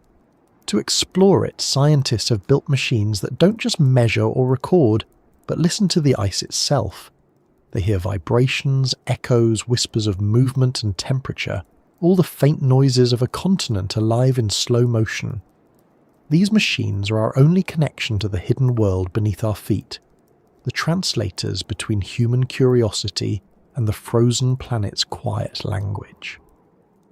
The first of these devices was simple compared to what exists now. Decades ago, researchers would plant seismographs in the snow and wait. The instruments were crude, but they could sense when glaciers cracked, when ice slipped against rock, or when distant meltwater moved through unseen tunnels. Each signal appeared as a jagged line on a strip of paper, and each line hinted at motion. Over time, those early machines taught scientists something profound, that the Antarctic ice sheet, once thought static, was constantly shifting. Even when it seemed still, it was flowing outward toward the sea, grinding the bedrock below it into powder. Beneath that slow flow, water was moving, and the ice was responding. The continent wasn't frozen in place, it was breathing.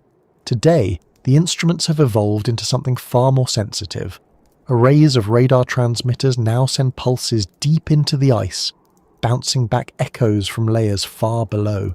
Each reflection carries information about what it hit: solid rock, liquid water, compressed ice, or a cavity filled with air.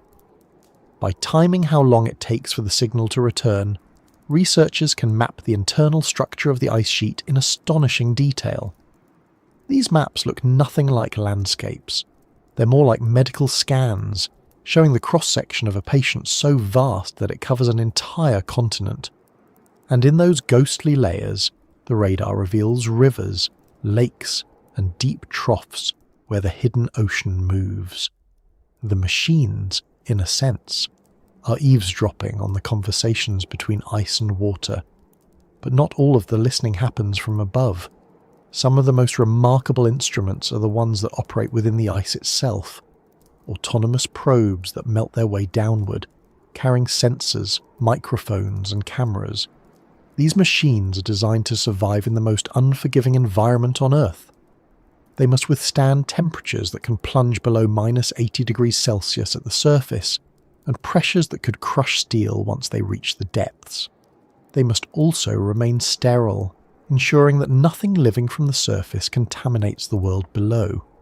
Once deployed, they descend slowly, using jets of heated water or electrical coils to melt a narrow tunnel.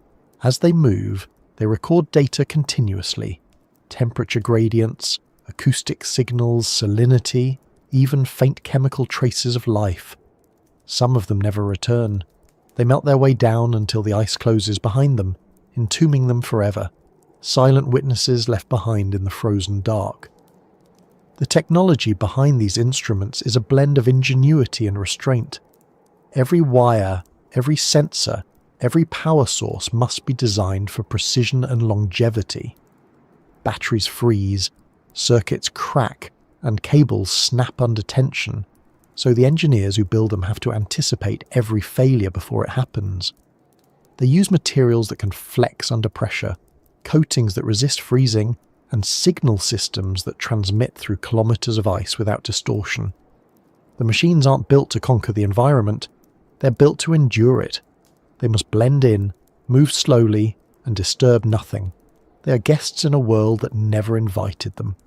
Some of the listening devices don't measure sound in the ordinary sense at all.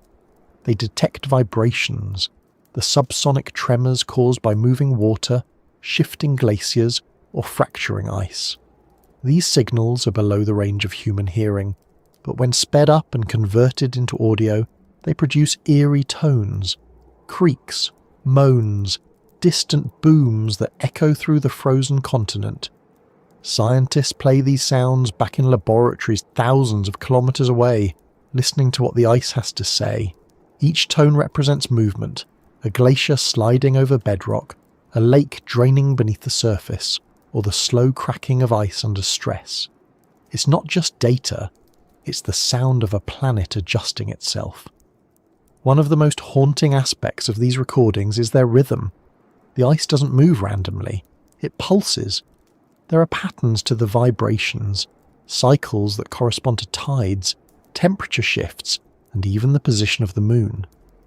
The subglacial rivers seem to swell and recede in response to the lunar pull, as if the hidden ocean beneath Antarctica has its own tide, one that echoes the heartbeat of the planet. The machines that record these rhythms have revealed something astonishing. Antarctica's buried waters are not isolated at all. They're connected both to one another and to the larger systems that govern Earth's climate. Every vibration, every subtle tremor is a reminder that what happens in the dark below influences the world above. To capture these signals, scientists often rely on arrays of sensors spaced across vast distances. They listen for synchronized echoes, a pattern detected in one location that matches another far away. These correlations allow them to trace the paths of subglacial rivers, to identify where water pools and where it drains. The data are fed into computer models that simulate how the ice flows and melts. It's a kind of detective work that never stops, because the system is always changing. The machines record more than movement. They record evolution. The most advanced explorers in this hidden world are the autonomous underwater vehicles, or AUVs. These are robotic submarines built to navigate the lakes beneath the ice, once the drilling teams open a small access hole. Each AUV is programmed to map the environment, collect samples, and return to its entry point without human guidance. They carry cameras capable of operating in total darkness, using short bursts of light to capture images of the lake bed and the water column. In those brief flashes, the cameras reveal scenes few have ever imagined. Walls of clear ice that shimmer like glass, clouds of sediment drifting in slow motion, and occasional clusters of microbial mats clinging to the rocks. The robots capture these images and then retreat upward, carrying with them the first visual records of a world untouched by sunlight. Every expedition that sends these machines into the ice is an act of patience. There is no room for haste. If something breaks, there's no fixing it. If communication is lost, the robot becomes part of the environment it was built to study.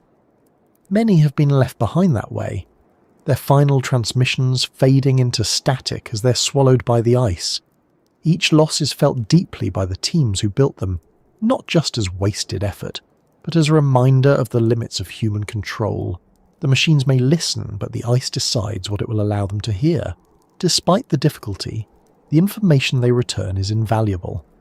By analysing radar reflections, acoustic echoes, and temperature gradients, scientists have created detailed maps of Antarctica's internal structure. These maps reveal features that were once unimaginable. Mountain ranges buried under kilometres of ice, deep valleys carved by ancient glaciers, and networks of water channels that wind across the continent like veins in a leaf. The precision of these maps allows researchers to predict where ice will flow, where it might collapse, and how sea levels could rise as the planet warms. Each new mission adds depth to this picture, and each new instrument becomes part of a growing chorus of machines listening to the frozen continent breathe. But listening to the ice isn't just about understanding its physical structure. It's also about understanding what lies beneath, the life, the chemistry, and the memory stored in the subglacial water.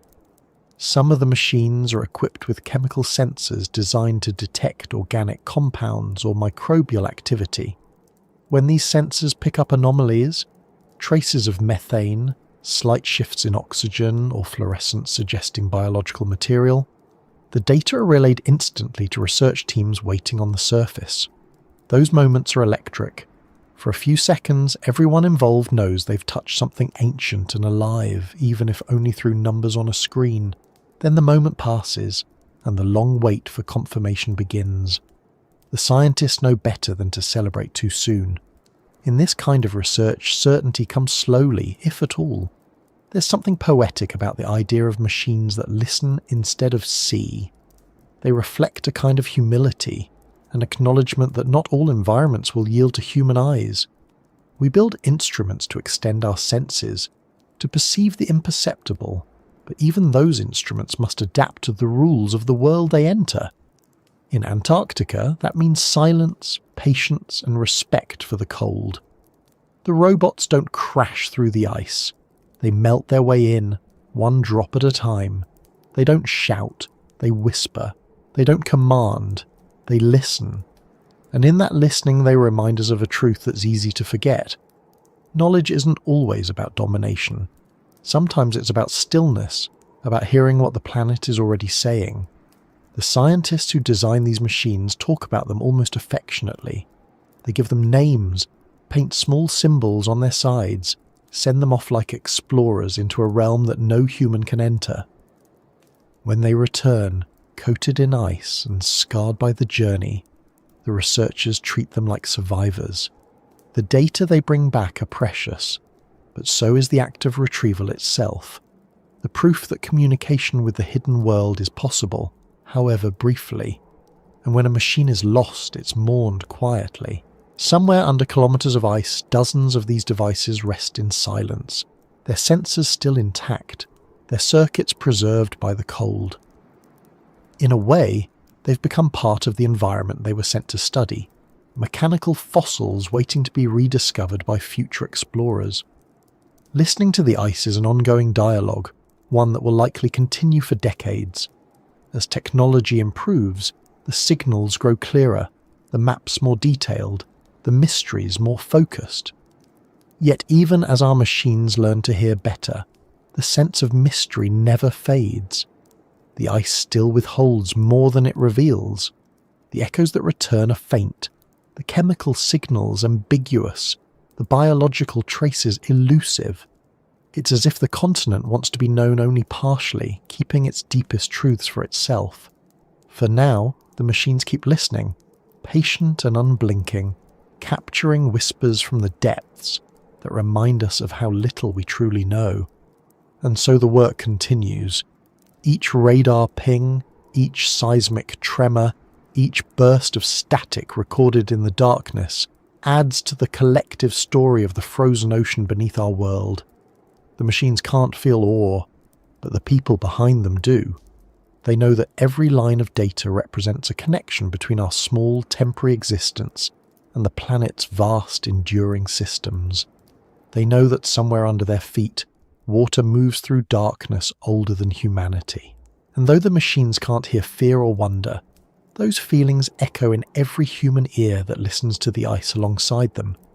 Because the deeper they listen, the clearer it becomes that the ice is not silent at all. It's speaking, slowly, patiently, in a language made of pressure and time, and we're only just beginning to understand what it's been trying to say. The moment the ice speaks back, it doesn't sound like a voice. It's not words or cries or anything that fits the way we usually define communication. It begins as vibration, a deep, low rumble that rolls through the ground, a pulse felt more than heard. Then another follows, and another, until instruments on the surface start to record patterns. The data flashes across monitors in distant labs, waves of frequency that mean almost nothing at first. But to those who have spent years listening, those waves carry meaning. The ice is responding, it's shifting, groaning, releasing energy stored for centuries. And if you know how to read it, the patterns form sentences. It's the language of glaciers, of water moving through rock, of pressure adjusting deep in the dark. This is what it sounds like when Antarctica speaks. Scientists used to think of the continent as silent, but now they know it's anything but.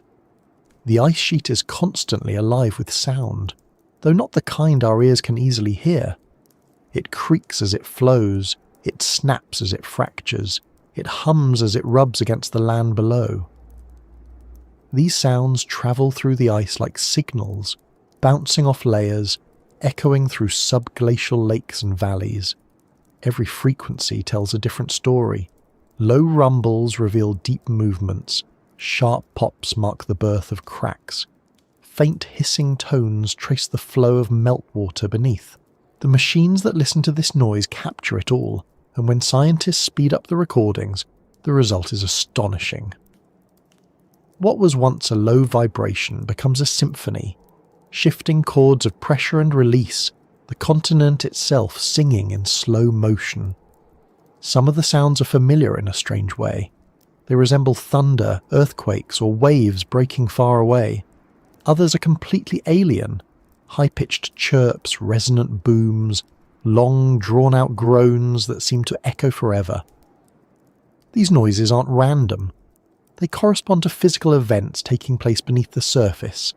Ice sliding over rock, water draining from one lake to another, or vast sections of glacier flexing under stress. When combined, they create an acoustic map of motion. To those who study them, it's like listening to a living body. The ice has lungs, veins, a heartbeat. It exhales when it melts, inhales when it refreezes. Every sound is a sign of life, the slow, geological kind that spans centuries instead of moments. The first time researchers played back these recordings, they didn't know what to make of them. The sounds were eerie, sometimes beautiful, sometimes unnerving. One recording captured the collapse of a subglacial cavity, a sharp crack followed by a deep resonance that lasted several minutes, echoing through the ice like a bell struck in a cathedral. Another recorded the slow surge of a river beneath the ice, a steady crescendo that rose and fell over days as meltwater drained toward the sea. Some sounds repeated in regular cycles, suggesting tides or geothermal pulses deep below. Others seemed chaotic, unpredictable, like whispers from an ancient place that refused to explain itself. The technology that makes this listening possible has evolved rapidly. Modern instruments use arrays of seismometers and hydrophones placed across vast distances, synchronized to detect even the faintest tremors. These sensors are so sensitive they can pick up vibrations from the movement of microscopic bubbles trapped in the ice. When those bubbles burst, releasing ancient air sealed millions of years ago, the instruments register a tiny pop, a sound so small it would be impossible to notice without machines. Yet even those pops tell a story, revealing how gases migrate through the ice and how the structure changes with time. It's like hearing the frozen past slowly exhale. Sometimes the ice speaks in ways that startle even the scientists who've grown used to its voice. In 2018, a team studying the Ross Ice Shelf detected a continuous humming noise unlike anything recorded before. It wasn't the sound of cracking or melting. It was a steady vibration, resonating across hundreds of kilometres. The source turned out to be wind passing over the surface, causing the snow dunes to vibrate like the skin of a drum. The ice was literally singing.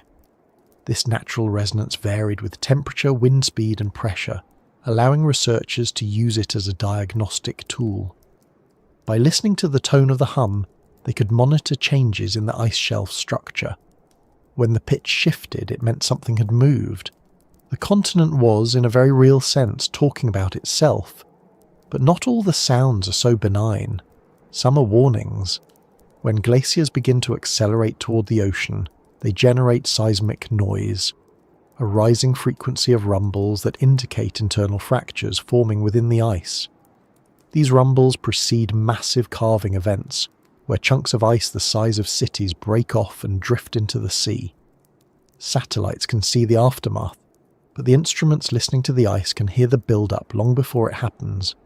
They detect the stress accumulating, the crevices widening, the water pooling in hidden pockets. The ice, in its way, tells us what's coming. The challenge is learning to interpret its language fast enough to respond. There's a paradox at the heart of all this listening. The closer we come to understanding the ice, the more we realise how little control we have over it. The sounds we record aren't just the whispers of geology, they're also signals of change, sometimes of collapse. When a glacier groans louder or a subglacial river's pulse quickens, it can mean that melting is accelerating. The continent is responding to warmth from above, to human-driven changes in climate that reach even here, to the farthest corner of the world. The ice speaks back not because it chooses to, but because it can't help it. Every sound is a consequence, every tremor a reply. The planet is talking to us in the only language it has, vibration and movement, and what it's saying is urgent. For scientists in the field, these sounds become part of their daily lives. They camp on the surface, surrounded by endless white, and listen through their instruments. The wind screams across the plateau, but beneath that noise they can sense the deeper hum, the rhythm of the ice below. Some say it's comforting, like hearing the earth breathe. Others describe it as haunting, like standing above a sleeping giant and feeling its heartbeat through the floor. They know the sounds they record will be studied for years, each frequency analysed for clues about what lies beneath. But in the moment, standing there with headphones on, what they hear feels intimate. The planet isn't abstract anymore. It's present, alive, responding. In the laboratories where the data are processed, the scientists transform those vibrations into sound waves humans can hear. They speed up recordings of slow seismic events by factors of thousands, converting motions that take hours into noises that last seconds. When played through speakers, the result is astonishing. A soundscape that could be mistaken for an alien ocean. Low booms blend with high, crystalline tones. Waves of frequency rise and fall like breathing. Some recordings even have rhythm, repeating patterns that mimic the cadence of a song. It's difficult to listen without feeling something primal. Recognition, perhaps, or empathy. The ice is not conscious, but its voice evokes emotion all the same. The sounds of the ice have practical value too. They allow researchers to monitor areas that are otherwise inaccessible. When a crack forms deep within a glacier, it emits a specific acoustic signature. When water floods a subglacial tunnel, it produces a distinct rumble. By cataloguing these noises, scientists can identify events happening thousands of meters below without ever seeing them. It's a form of remote sensing that depends on patience rather than power. Instead of forcing entry, we wait for the ice to speak, and then we listen carefully. What's striking is how often the ice seems to respond to our presence. The heat from drilling, the vibrations from machinery, even the footsteps of researchers on the surface can trigger subtle reactions. In one study, sensors recorded a series of faint clicks whenever a team set up camp above a subglacial lake. The clicks stopped when they left. It was as if the ice had registered their weight and released tiny pockets of air in reply. The phenomenon was purely physical, yet it felt symbolic. The continent notices. It responds, not with anger or awareness, but with physics, the simplest form of dialogue imaginable. For many of the people who work there, this experience changes how they think about exploration. They come expecting silence and find conversation instead. They realise that the Earth is constantly expressing itself through sound and motion, and that we've only recently learned to pay attention. The ice doesn't just record the past, it reacts to the present. Every shift, every crack, every hum is data, but it's also a message. The more we listen, the clearer that message becomes. Nothing on this planet exists in isolation. Every glacier, every current, every vibration connects to everything else. The ice speaks back, not to warn or comfort us, but simply to remind us that it is part of the same system we depend on. There's a moment, late in the season, when the teams prepare to leave their camps and the machines fall silent. The antennas are packed, the instruments powered down, and the hum of generators fades into the wind. In that quiet, the scientists often pause. Without the machinery, the ice sounds different, deeper, softer, almost contemplative. It's as if, freed from the noise of measurement, the continent returns to its natural rhythm. They listen one last time before the engines start, before they lift off and leave the white expanse behind. And in that final moment, the ice seems to sigh, not from exhaustion, but from release. It's still speaking, always speaking, even when no one is there to hear it. Because the truth is, the ice has been speaking for as long as the Earth has had a voice. It spoke when continents drifted, when climates shifted, when species rose and fell. It carries the memory of those stories in its layers, compressing each age into soundless density. We're just the first generation with ears sensitive enough to hear it. And as we continue to listen to the cracks, the hums, the groans, the deep tremors of a world in motion, we begin to understand that the planet isn't silent after all. It's answering, and what it's saying, beneath the noise of our own making, is simple. I'm still here. I'm changing. Are you listening? It's impossible to study Antarctica for long without feeling something tighten in the chest. At first it's awe, the vastness, the silence, the sheer indifference of the landscape. But awe has a twin. It's the realization that this place, beautiful and ancient as it is, holds a kind of power that doesn't care about human limits. The deeper the research goes, the clearer that becomes. Every layer of ice is a record of time, and every record is fragile. Every new discovery on hidden lakes, living microbes, or subglacial rivers also opens another door to something darker. The understanding that what lies beneath can change everything above. The fear beneath the wonder isn't cinematic. It's quiet, rational, patient.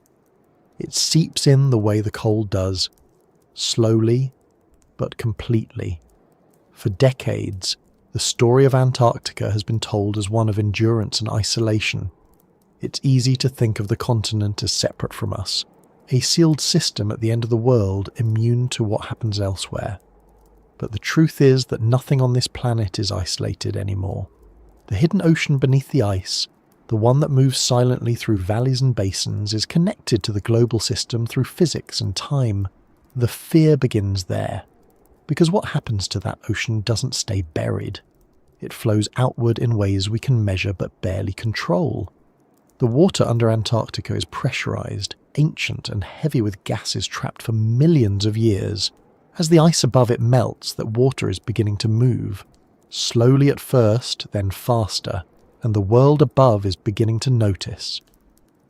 The first warning signs came as subtle changes, shifts in sea level that didn't match predictions, the rapid thinning of ice shelves once thought stable. Then came the realization that some of these collapses were being triggered from below. Warm currents of water were finding their way under the ice, melting it from the bottom up. That process released more subglacial water, which in turn lubricated the glaciers, causing them to flow faster into the sea. It was a feedback loop, one that didn't care whether anyone was watching. In laboratories thousands of kilometers away, scientists began to model the consequences. They ran simulations showing what would happen if certain glaciers in West Antarctica gave way completely. The numbers were small at first, a few centimeters of sea level rise here, a few millimeters there. But the pattern was unmistakable. Once a tipping point was crossed, the collapse would accelerate, unstoppable, self-sustaining. The fear in those rooms wasn't theatrical, it was mathematical. The equations told them what their instincts already suspected, that the hidden ocean wasn't just a relic of the past, it was a weapon of change waiting to be drawn. The more the ice melted, the more the buried water would flow, and the more the glaciers would slide toward the sea. The Antarctic ice sheet holds enough frozen water to raise global sea levels by nearly 60 meters if it were all to melt. No one expects that in our lifetime, but the process has begun. The hidden rivers have awakened. The equilibrium that held for millions of years is shifting, and the planet is listening. The scientists who work in Antarctica feel this tension daily. They are surrounded by wonder, the beauty of the landscape, the mystery of the subglacial world. But beneath it runs a current of unease. Every discovery seems to carry a warning. When they find life under the ice, they celebrate, but quietly, because they know that life depends on isolation. If those ecosystems are exposed to the open ocean, they will die. When they find methane trapped in the sediments, they record the data carefully, because they know what methane can do. It's a greenhouse gas far more potent than carbon dioxide, and there are billions of tons of it sealed beneath the Antarctic ice. If even a fraction were released into the atmosphere, it could accelerate warming in ways no model can predict. The ghosts in the water are not just microbial, some are chemical, waiting for a chance to breathe again. In this sense, the frozen continent becomes a mirror. It reflects the best and worst of human curiosity. We dig, we measure, we analyze, and we marvel at the complexity of the system, and at the same time we edge closer to disturbing it. Each new probe that descends into the ice is both a triumph of engineering and a potential threat to the purity of what lies below. The fear beneath the wonder is not that the ice will attack us, but that we will destroy it simply by trying to understand it. It's the fear of irreversible contact, the moment when observation becomes interference, when science becomes intrusion. The line between discovery and contamination is as thin as the drill holes we melt through the ice. But there is another layer to the fear, one that has less to do with chemistry and more to do with scale. To study Antarctica is to confront time on a scale that makes human history feel irrelevant. The ice has seen everything. It recorded the rise of mammals, the wandering of continents, the formation and collapse of empires. It contains air that no living human has ever breathed. When researchers extract ice cores and analyze the trapped gases, they're not just studying data. They're touching ancient atmospheres, inhaling echoes of worlds long gone. It's awe-inspiring, but it's also unsettling, because in that comparison, our civilization looks small, temporary, fragile. The ice has survived mass extinctions and climate upheavals far worse than the one we are causing now. It will outlast us too, though in what form, no one knows. The fear grows stronger when scientists start to realize how little control they have over the changes already underway. Satellites show cracks spreading through ice shelves the size of countries. Seismic sensors record the groans of glaciers accelerating toward the sea. Some of these processes are irreversible. Even if global temperatures were stabilized tomorrow, parts of the Antarctic system would continue melting for centuries. The momentum is too great, the buried water too restless. What began as curiosity becomes dread. The planet is no longer the passive background to human progress. It's an active participant reacting to every action we take. The ice speaks back, and its reply is not comfort. It's consequence. There's also a more intimate kind of fear, one that doesn't come from models or data, but from experience. Scientists who spend months on the ice describe a sense of isolation unlike anything else on Earth. The white horizon stretches endlessly, and the silence becomes so complete that even thoughts seem loud. In that emptiness, the awareness of what lies below becomes almost physical. They know that beneath their boots are kilometers of ice, then water, then sediments that have been untouched for millions of years. They know that if the ice beneath them cracked, even slightly, they would vanish into a world no human has ever entered. Rationally, the danger is minimal. Emotionally, it's immense. The mind struggles to comprehend the scale of what's beneath it. The fear isn't of falling through, it's of realizing just how thin the line is between the known and the unknown. That same feeling carries over when they return home. The sounds of cracking ice, the data streams of pressure and movement stay with them. They begin to notice the parallels everywhere, in melting permafrost, in rising seas, in the shrinking glaciers of the northern hemisphere. Antarctica is no longer distant. It's present in every change happening across the planet. The buried ocean may be sealed in darkness, but its influence reaches into every coastline. That's the deeper truth behind the fear. What lies beneath the ice isn't just a geological curiosity. It's a force tied directly to the survival of the surface world. The more we disturb it, the more it answers.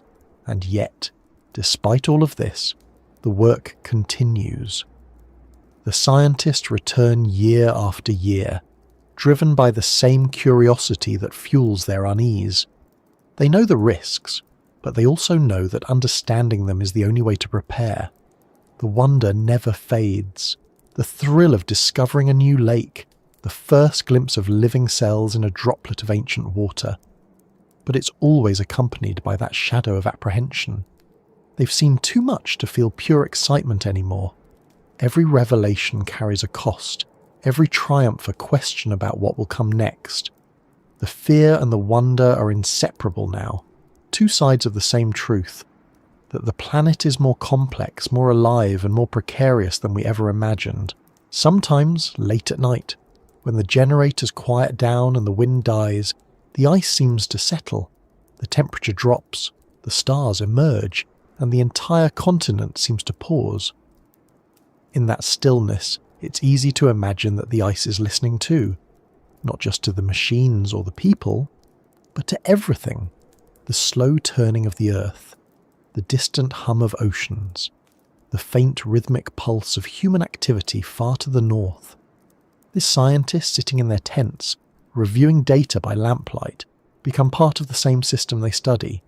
They are the surface thinking about the depths, the noise listening to the silence. And in that symmetry, the fear beneath the wonder begins to make sense. It's not terror of what's down there, it's recognition that the world we depend on is vast, fragile, and full of forces that neither love nor hate us. Antarctica teaches that lesson better than anywhere else. It shows that beauty and danger are not opposites but companions. The ice that holds the planet's oldest secrets is the same ice that could one day rewrite its future. The life that thrives in its buried lakes is both a symbol of resilience and a warning of how easily ecosystems adapt to isolation. The wonder that draws scientists to study it is the same force that drives them to confront their deepest fears of collapse, of contamination, of insignificance. The longer they stay, the more those feelings merge until they can no longer tell them apart. And so the work continues, not in defiance of fear, but because of it. The fear is what keeps the hands steady, what makes the procedures meticulous, what drives the calculations that might one day help predict the next collapse before it comes.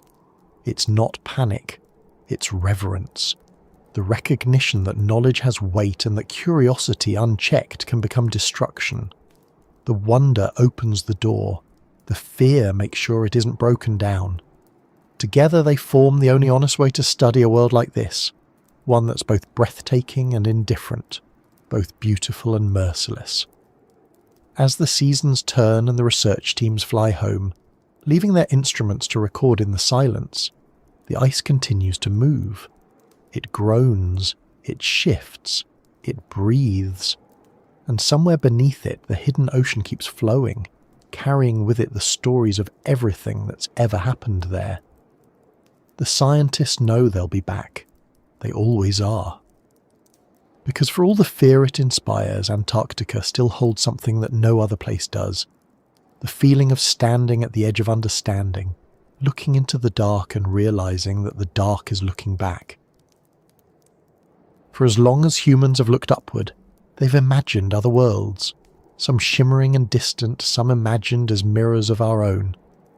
It's a quiet irony that to understand those faraway places, we've had to look downward instead, beneath the thickest ice on Earth, into the black waters that have never seen the sun. The more we uncover beneath Antarctica, the more those alien landscapes begin to feel familiar.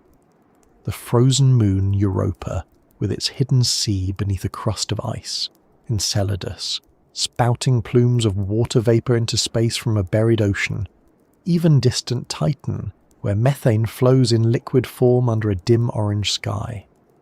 For decades these worlds seemed unimaginable, yet now the buried ocean beneath our own poles gives them context. The parallels are too strong to ignore. The fear and wonder that define our relationship with Antarctica are the same emotions that shape our search for life beyond Earth. When the first images of Europa's cracked surface were transmitted by spacecraft, scientists immediately saw something they recognized: patterns that looked like pressure ridges, the same kind that form when sea ice shifts on Earth. The idea that a liquid ocean could exist beneath that icy shell was revolutionary at the time, but what lay beneath Antarctica had already shown it was possible. Our planet proved the model. If heat from within could keep water liquid under kilometres of pressure here, then tidal forces could do the same on Europa. That simple connection changed the course of planetary science. Antarctica became a testing ground, a simulation of the alien. It offered a chance to practice listening to another world without leaving our own.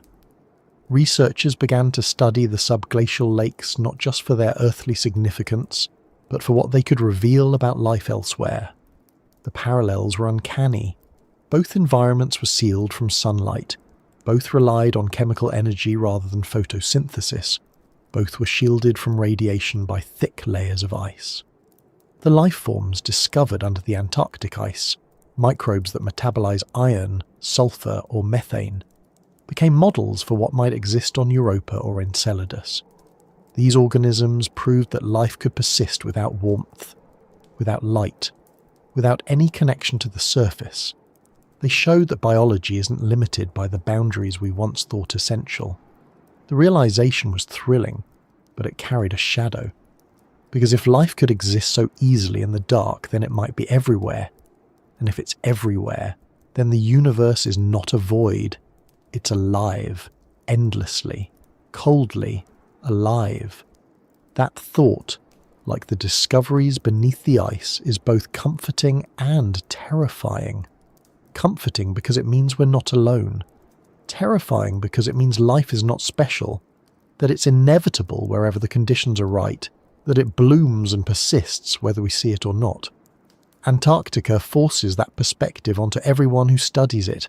To stand above its buried ocean is to stand on the proof that life doesn't belong to us.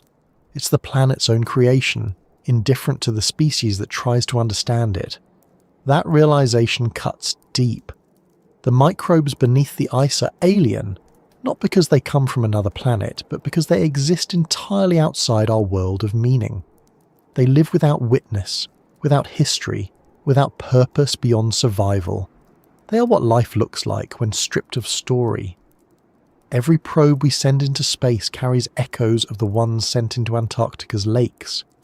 The sterilized drills, the sealed instruments, the cautious protocols. All of it is born from lessons learned here. When we finally send a lander to Europa, It will drill through kilometres of ice much like those above Lake Vostok, using heat to melt a path and sensors to detect life without contamination. The difference is only distance. What we've practiced in Antarctica is the rehearsal for something far greater, the first conversation between worlds. Yet in that parallel lies another fear, the fear of repeating our mistakes. If we can disturb our own planet's hidden ecosystems through curiosity, what will we do to those on others? The same care that governs Antarctic exploration will have to guide every step we take beyond Earth. Because if the universe is filled with these buried oceans, each sealed and waiting, then every one of them deserves the same reverence. The more scientists learn about the mechanics of these icy worlds, the stronger the connection becomes. The ocean beneath Europa is believed to contain more water than all of Earth combined, held beneath ice that could be 20 kilometres thick. Enceladus, though smaller, has geysers that erupt from its surface, spraying material from its subsurface ocean into space. In those plumes, spacecraft have detected organic molecules, the same ingredients of life found in Antarctica's buried lakes. Even the chemical ratios are familiar: methane, ammonia, carbon dioxide, hydrogen. The universe is repeating itself, following the same patterns in places separated by billions of kilometres. What happens beneath the Antarctic ice might be happening right now beneath the crust of distant moons. The realization makes the Earth feel less like the centre of life, and more like a single instance in an ongoing experiment. For some, that perspective inspires hope. It means life is resilient, adaptable, and perhaps common. For others, it triggers the same quiet fear that accompanies every Antarctic discovery. Because if life can exist anywhere, it can also vanish anywhere. It can thrive unseen for eons, only to be erased by heat, pressure, or time. The buried ocean beneath our planet's south pole is stable now, but it wasn't always. There were times in Earth's history when the ice retreated, when the lakes drained, when the microbes that lived there may have faced extinction. The same could be true elsewhere. The universe might be filled with frozen worlds that once teemed with life, now locked in silence. When scientists look into the subglacial water and see those slow-moving microbes, they are looking into a mirror that shows both possibility and fate. The parallels go deeper than biology. The mechanics of ice itself, its fractures, its flows, its resonant hums, match the patterns observed on distant moons. The same stresses that cause Antarctica's glaciers to creak and groan likely shape the crust of Europa. When seismometers one day land there, they will listen for the same language we've learned to translate here. Each vibration, each echo, will tell a story about what lies below. The planet beneath our feet has already taught us how to listen. We know what a crack in the ice sounds like, what a subglacial river's movement does to the frequencies beneath the surface. Antarctica is, in a sense, our first conversation with an alien ocean, a dialogue that prepares us for the next. The fear that accompanies this realization isn't fear of the unknown, but of reflection. When we look at Europa, or Enceladus, we see the same physics, the same chemistry, the same persistence of life that exist here. The cosmos is holding up a mirror, and what it reflects back is unsettling. It shows us that Earth isn't unique, not in composition, not in potential, not even in fragility. The processes that keep the buried Antarctic Ocean alive are universal. If they can fail here, they can fail anywhere. The melting of our ice isn't just a local crisis, it's a lesson written in planetary terms. The survival of life, wherever it exists, depends on equilibrium. An equilibrium once broken doesn't return easily. When researchers compare the data from Antarctica to what's known about the icy moons, they see a pattern emerging. The environments that seem most hostile are often the ones that harbour the greatest resilience.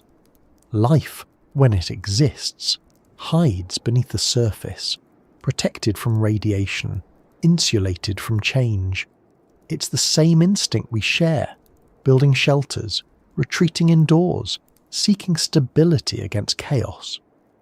Perhaps that's the most human thing about the hidden ocean, that its life forms behave in ways we understand intuitively.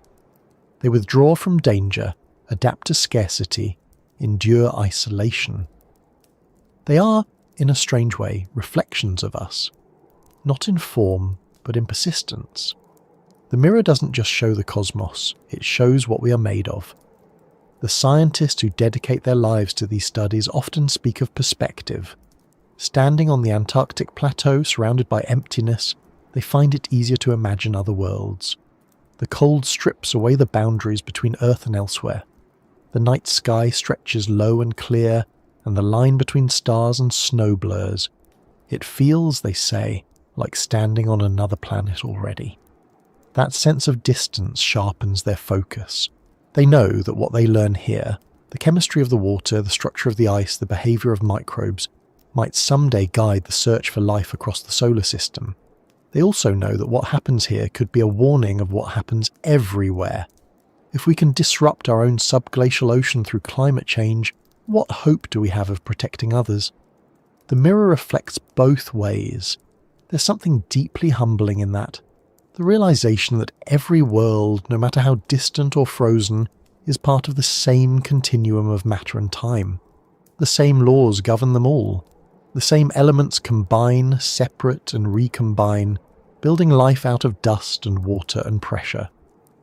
Antarctica's buried ocean is just one expression of that universal chemistry, one version of a story playing out on countless worlds. Yet it feels personal, because it reminds us that we too are temporary, that we belong to the same cycles we study.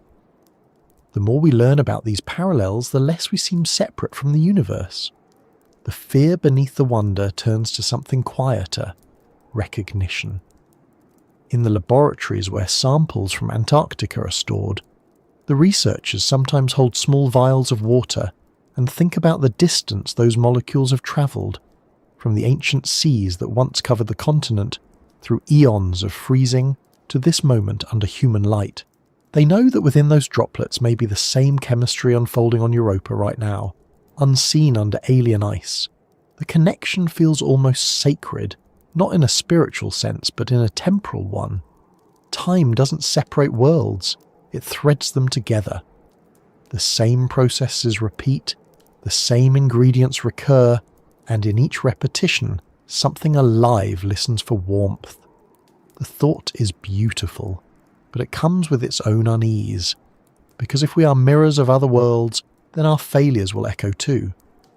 The melting of our ice, the collapse of our balance, may serve as a warning written across the cosmos, a demonstration of how fragile even the most resilient systems can be. The hidden ocean beneath Antarctica is both an example and a prophecy. It shows that life can endure anything except indifference. It can adapt to cold, to pressure, to isolation, but not to carelessness. That is the final reflection the mirror offers. And so, as the scientists continue their work, drilling deeper, listening longer, mapping every vibration of the frozen continent, they are not just studying the past or predicting the future. They are holding a conversation with the universe. The buried ocean speaks through them, its lessons flowing outward like ripples. It tells of survival, of patience, of balance. It reminds us that we are part of the same system we study, that our curiosity and our caution must exist together. And as their instruments record the slow music of ice and water, they know that somewhere far away another ocean may be singing the same song. The mirror is wide, the reflection infinite, and the wonder, even with all its fear, never ends. The edge of the melt is not a line you can see. It isn't drawn across a map or marked by colour. It moves invisibly, creeping through ice, travelling under storms and darkness. It's the boundary between what was frozen and what is beginning to let go. To the human eye, the Antarctic landscape seems permanent, unmoved by season or year. But beneath that illusion, the edge is advancing. It moves in silence, carving its way upward through the ice shelves, downward through glaciers, sideways through cracks that widen by a fraction each day. The The change is almost imperceptible until suddenly it isn't, until a slab of ice the size of a city breaks away from the continent and floats out into the Southern Ocean, turning white to blue to shadow. The moment passes quickly, but the consequences don't. The edge of the melt never retreats, it only waits, gathering momentum in the dark. The first signs appear deep below, where the hidden rivers shift their paths. Sensors buried in the ice start to record slight changes in pressure, small fluctuations in temperature that spread like whispers across the network. The water is warmer, only by fractions of a degree, but enough to change the physics of the entire system. A degree can mean the difference between solid and liquid, between stillness and movement. As the water warms, it begins to erode the base of the ice from below, carving tunnels that grow slowly then faster. It moves upward, finding weak points, exploiting fractures. In some places, it creates new subglacial lakes where there were none before. In others, it drains existing ones completely. The melt becomes a kind of intelligence, a patient and unstoppable force, rewriting the structure of the continent from within. At the same time, the ocean surrounding Antarctica is changing. The water that once protected the continent by forming dense, cold layers at the surface is now thinning and warming. Currents from the north carry heat deep beneath the ice shelves, melting them from the underside. This process is invisible to the satellites that watch from above, but it shows up in the instruments that listen to the ice. The frequencies shift, the tones deepen. Glaciers that once moved centimeters a year now slide meters in the same time. The sound of their motion is a low, continuous groan, the planet's slow exhale as pressure is released. Each surge of water beneath them is another reminder that even the thickest ice has limits. The edge of the melt doesn't move evenly. In some regions, it advances in sudden bursts. In others, it creeps forward with agonizing patience. It's a system driven by feedback loops. As melting accelerates, it exposes darker surfaces that absorb more heat. As glaciers thin, they let in more warm water. Every small change multiplies, feeding the next. Scientists watch these processes unfold through data streams and satellite images, but what they see isn't just numbers, is movement, alive and continuous. The maps update faster now. Each season shows new retreat lines. The ice shelves that once anchored the glaciers in place are collapsing one by one, and without them, the inland ice has nothing to stop it. It begins to flow outward, picking up speed, feeding the sea. For a long time, it was believed that the Antarctic ice sheet would melt from the top down, driven by rising air temperatures. Now it's clear that the real danger comes from below. The heat reaching the base of the ice doesn't come from the atmosphere, but from the ocean itself. In a sense, it's the planet's own body heat, rising from its depths, circulating through currents that humans have altered without meaning to. The excess warmth, trapped by greenhouse gases, doesn't stay in the air. It sinks into the sea, where it travels south, unseen and unstoppable. When it arrives at the frozen continent, it doesn't crash like a wave. It seeps in. It flows through underwater canyons, pressing against the ice, turning solid mass to liquid drop by drop. The edge of the melt isn't loud, but it's relentless. Once it begins, it doesn't stop. In some parts of the continent, the edge has already reached ancient ground. Sediment cores reveal layers of material that haven't seen the light of day for millions of years. They contain organic remains, trapped gases, fragments of rock that tell the story of older climates. Each layer uncovered by the melt is a page torn from Earth's archive, exposed for the first time and then erased as the water carries it away. The hidden ocean beneath the ice, once sealed in isolation, is beginning to reconnect with the global sea. Microbes that evolved in silence now drift upward into currents that circle the world. Chemical traces that have been locked away since before humanity existed are entering circulation again. The edge of the melt is not just physical, it's temporal. It's the moment when the past begins to flow into the present.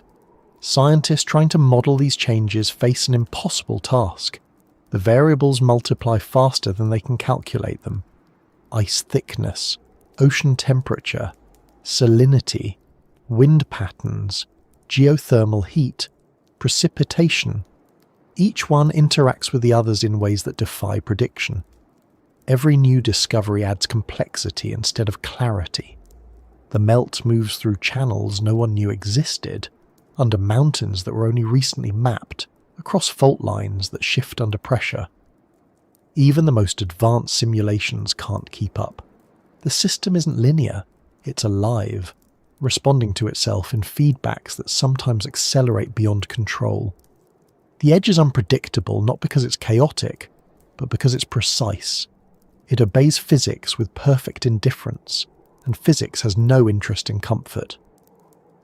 The fear this inspires among researchers isn't theatrical. It's the quiet dread of watching inevitability unfold in real time. They see the numbers rising, temperatures, flow rates, sea levels, and they know what they mean. The models that once described centuries of stability are compressing into decades. The places they've drilled, the lakes they've mapped, the glaciers they've crossed, all of it is changing faster than their equipment can record. Some regions that were once stable are now considered vulnerable. The hidden rivers beneath the ice are swelling, their paths shifting as meltwater floods new corridors. The ice shelves that once held back vast inland glaciers are thinning, cracking, breaking away. Each event is another line crossed, another threshold passed, and the edge keeps moving. It's not only the physical transformation that unsettles them, it's the realization of scale. The processes they study are slow by human standards, but fast in planetary terms. What they're witnessing is an acceleration that will echo for millennia. Once the glaciers start to retreat, their momentum continues long after the surface temperatures stop rising. The ice doesn't just melt, it collapses under its own weight, feeding the sea even in the absence of new heat. The changes they record today will keep unfolding long after their lifetimes. That knowledge is a burden. It means that the edge of the melt is not a moment, but an inheritance, a future already written into motion, and yet there's still wonder in it. The scientists who measure these shifts don't speak only of loss, they speak of revelation. The melting exposes landscapes no one has ever seen, valleys carved by ancient glaciers, mountains buried for millions of years, networks of frozen rivers turned liquid again. It reveals the hidden world beneath, the one that shaped the planet long before humanity arrived. The beauty of it is undeniable, even as it terrifies. The melt is destruction, but it's also exposure, the Earth revealing its own anatomy layer by layer. The researchers who witness it describe a feeling of reverence mixed with helplessness. They're watching the planet open itself, knowing they can't close it again. In the midst of all this, there's a growing sense that the edge of the melt is not confined to Antarctica. The same physics applies everywhere. Greenland, the Arctic, the glaciers of the Himalayas, they all respond to the same subtle rise in temperature, the same imbalance in heat. The processes are connected. What happens at the poles determines the fate of the oceans, and what happens in the oceans shapes the climate of every continent. The edge is moving outward, invisible but pervasive, rewriting coastlines, redrawing maps, rearranging the balance of water and land that has defined civilization since it began. The scientists understand this better than anyone, but so does the ice. The planet, indifferent as it is, has started to respond. At the coastal edges of the continent, the signs are visible even to the naked eye. Icebergs drift past research stations, carrying the compressed weight of centuries. The sea foams against fragments of glaciers that only weeks ago were part of the land. The air smells faintly of minerals and salt. The sound is different too. Less silence, more water. The edge of the melt has a voice, soft but constant. It's the sound of trickling beneath boots, of ice fracturing in the distance, of waves slapping against floating debris. It's the sound of transformation, of time shifting from solid to liquid. The scientists who stand there know that this moment will be studied for centuries to come. They collect samples, record data, and send it north through satellites and fibre optics. They speak carefully, knowing that each word might one day be read as history. But in private, they admit to something else, a feeling they can't quite name. It's not despair exactly, or even grief. It's a kind of recognition. The edge of the melt is what happens when the planet remembers its own warmth. It's the Earth returning to a state it has known before, long before us. We are the anomaly, not the ice. The melt is simply the world remembering itself. As they pack their equipment and prepare to leave, the edge keeps moving. They know that when they return, it will have advanced a little farther, reshaped a little more of the continent. The glaciers will have thinned, the lakes will have shifted, the data will have changed again. The work will continue because it must, even if the conclusions are already clear. The melt will not stop. The only question left is how much we will let it take. And as the last of the daylight fades, the ice glows faintly in the cold, a reminder of everything that's been lost and everything still to come. The edge breathes, quiet and unstoppable, waiting for no one. The stillness at the bottom of the world is unlike any other kind of quiet. It isn't just the absence of noise, it's the presence of something deeper, heavier, almost alive in its patience. Down here, sound dies before it travels. The wind can scream across the plateau above, but beneath the ice, that fury fades to nothing.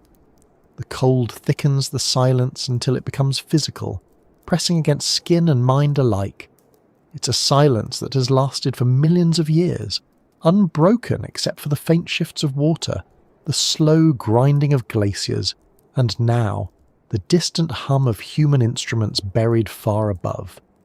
It is the silence of endurance, of time stretched thin and unmoving. For the scientists who've spent years studying this place, there comes a point when the data stop feeling like numbers and start feeling like echoes. They've listened to the ice crack, to the water move, to the continent breathe.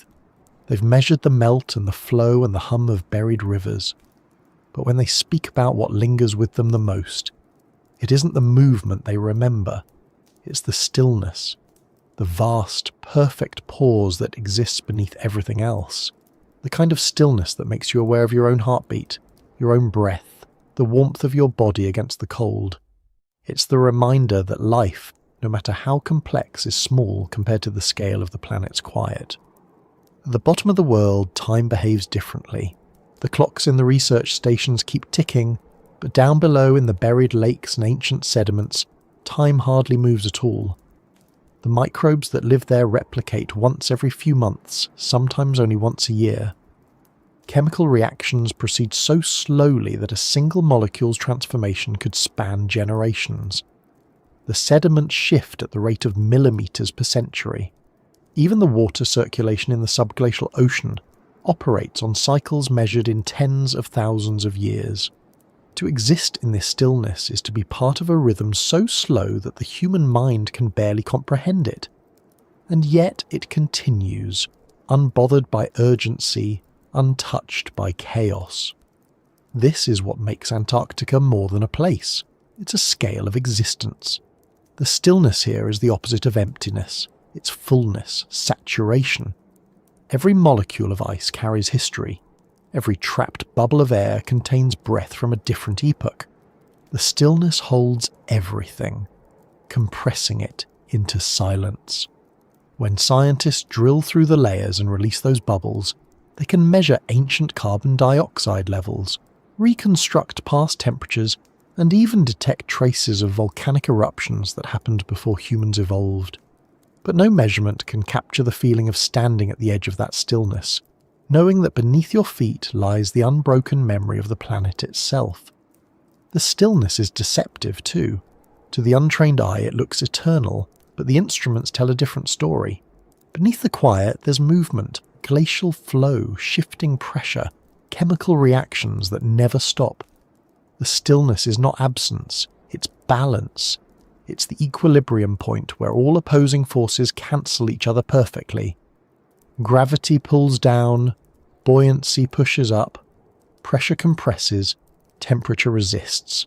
The result is a tension so complete that it looks like peace. But equilibrium, once disturbed, can never return to exactly the same state. The stillness is fragile. Every vibration from above, every fraction of a degree of warmth, every molecule of gas that escapes into the atmosphere changes it in ways that can't be undone. The people who've studied the Antarctic ice long enough know this instinctively. They can feel the change, not just in data, but in mood. Each year the stillness feels a little thinner, the cracks run deeper, the rivers move faster, the hum beneath the surface grows louder. It's as though the continent is beginning to stir from its long rest. The fear that once lived in numbers now lives in sound. The ice speaks more often, and the spaces of silence between those voices grow shorter. The stillness that once seemed infinite now feels temporary, like the last breath before waking. And yet, it's still there. In the deepest parts, where no drill has reached and no light has shone, the stillness endures. There are places where the ice is so thick that even radar can't penetrate it fully, where pressure has compacted the crystals into a form of near transparency, denser than stone and older than language. The water beneath those regions moves so slowly that it might take millennia to circulate once. In those places, the planet is as close to timeless as it can be. Nothing disturbs it. Not warmth, not motion, not thought. It's as if the Earth has stored a piece of its own calm there, hidden away from everything that would alter it. Some scientists believe that understanding this stillness might be as important as understanding the motion around it. The stillness represents stability, the baseline of the planet's climate system. By studying it, they can see what balance once looked like. It offers a glimpse into what the Earth was before industry, before agriculture, before memory. The air trapped in those bubbles shows a world untouched by combustion or machines, a world breathing at its own pace. In that comparison, the contrast is stark. The stillness becomes a mirror, showing us what we've changed and what we've lost. There's a quiet reverence that settles over research camps when the day's work is done. The machines power down, the data is saved, and for a few minutes before sleep the noise fades. Outside, the wind moves across the plain, reshaping snow into patterns that no one will see again. Inside, the scientists sit in near silence, aware of the vastness beneath them. Some describe it as peaceful, others find it unsettling. It feels like sitting above an ancient mind that dreams in ice. That image isn't superstition, it's metaphor born from scale. The stillness makes you feel watched, not by eyes, but by history. It makes you aware that you're temporary, that everything human is temporary, and that the planet will go on long after memory fades. And yet, there's comfort in that realization. The stillness isn't hostile. It doesn't resist observation. It simply exists, constant and indifferent. It doesn't punish or forgive. It doesn't react to fear or hope. It's the neutral state of things, the way the world was before movement began. In that sense, the stillness at the bottom of the world is a reminder of what endurance really means. Not the act of surviving, but the ability to remain unchanged through everything else's change. The stillness doesn't care if it's being studied. It doesn't know that its preservation holds meaning for the species above. It simply continues, unaware that its silence is sacred.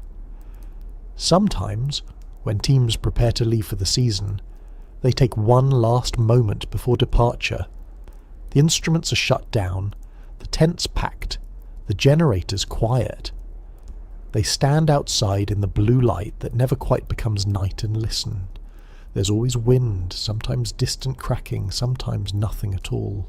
But beneath that there's the hum, faint, low, nearly imperceptible. It's the vibration of the ice itself, the background resonance of a planet alive under its own weight. It's steady and patient and absolute, It's the sound of time continuing at a pace no human can follow. That's the true stillness, not silence, but persistence. When they leave, they know it will remain. It will outlast their instruments, their buildings, their species. It will hold the record of everything that has ever happened on this planet, layer upon layer, compressed into ice and stone. It will keep breathing slowly while the surface changes, while the air warms, while the oceans rise. The stillness doesn't end, it transforms.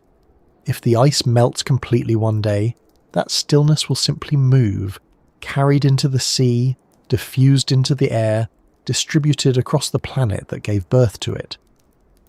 The bottom of the world is not a place, it's a state of being. It's the reminder that even in motion there can be peace, even in loss there can be continuity. Even in the loudest era of human noise there are depths that remain untouched. And so, as the planes lift off and the horizon fades into cloud, the continent returns to its rhythm.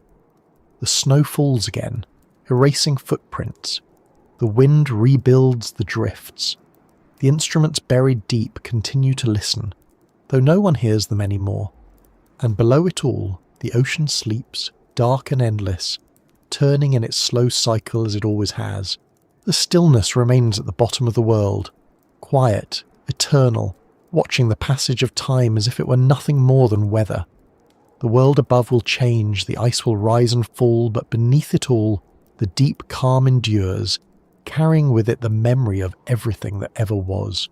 It waits, as it always has, for the next voice to listen, the next breath of warmth, the next moment when the silence is broken, and the earth, once again, speaks through its quietest place.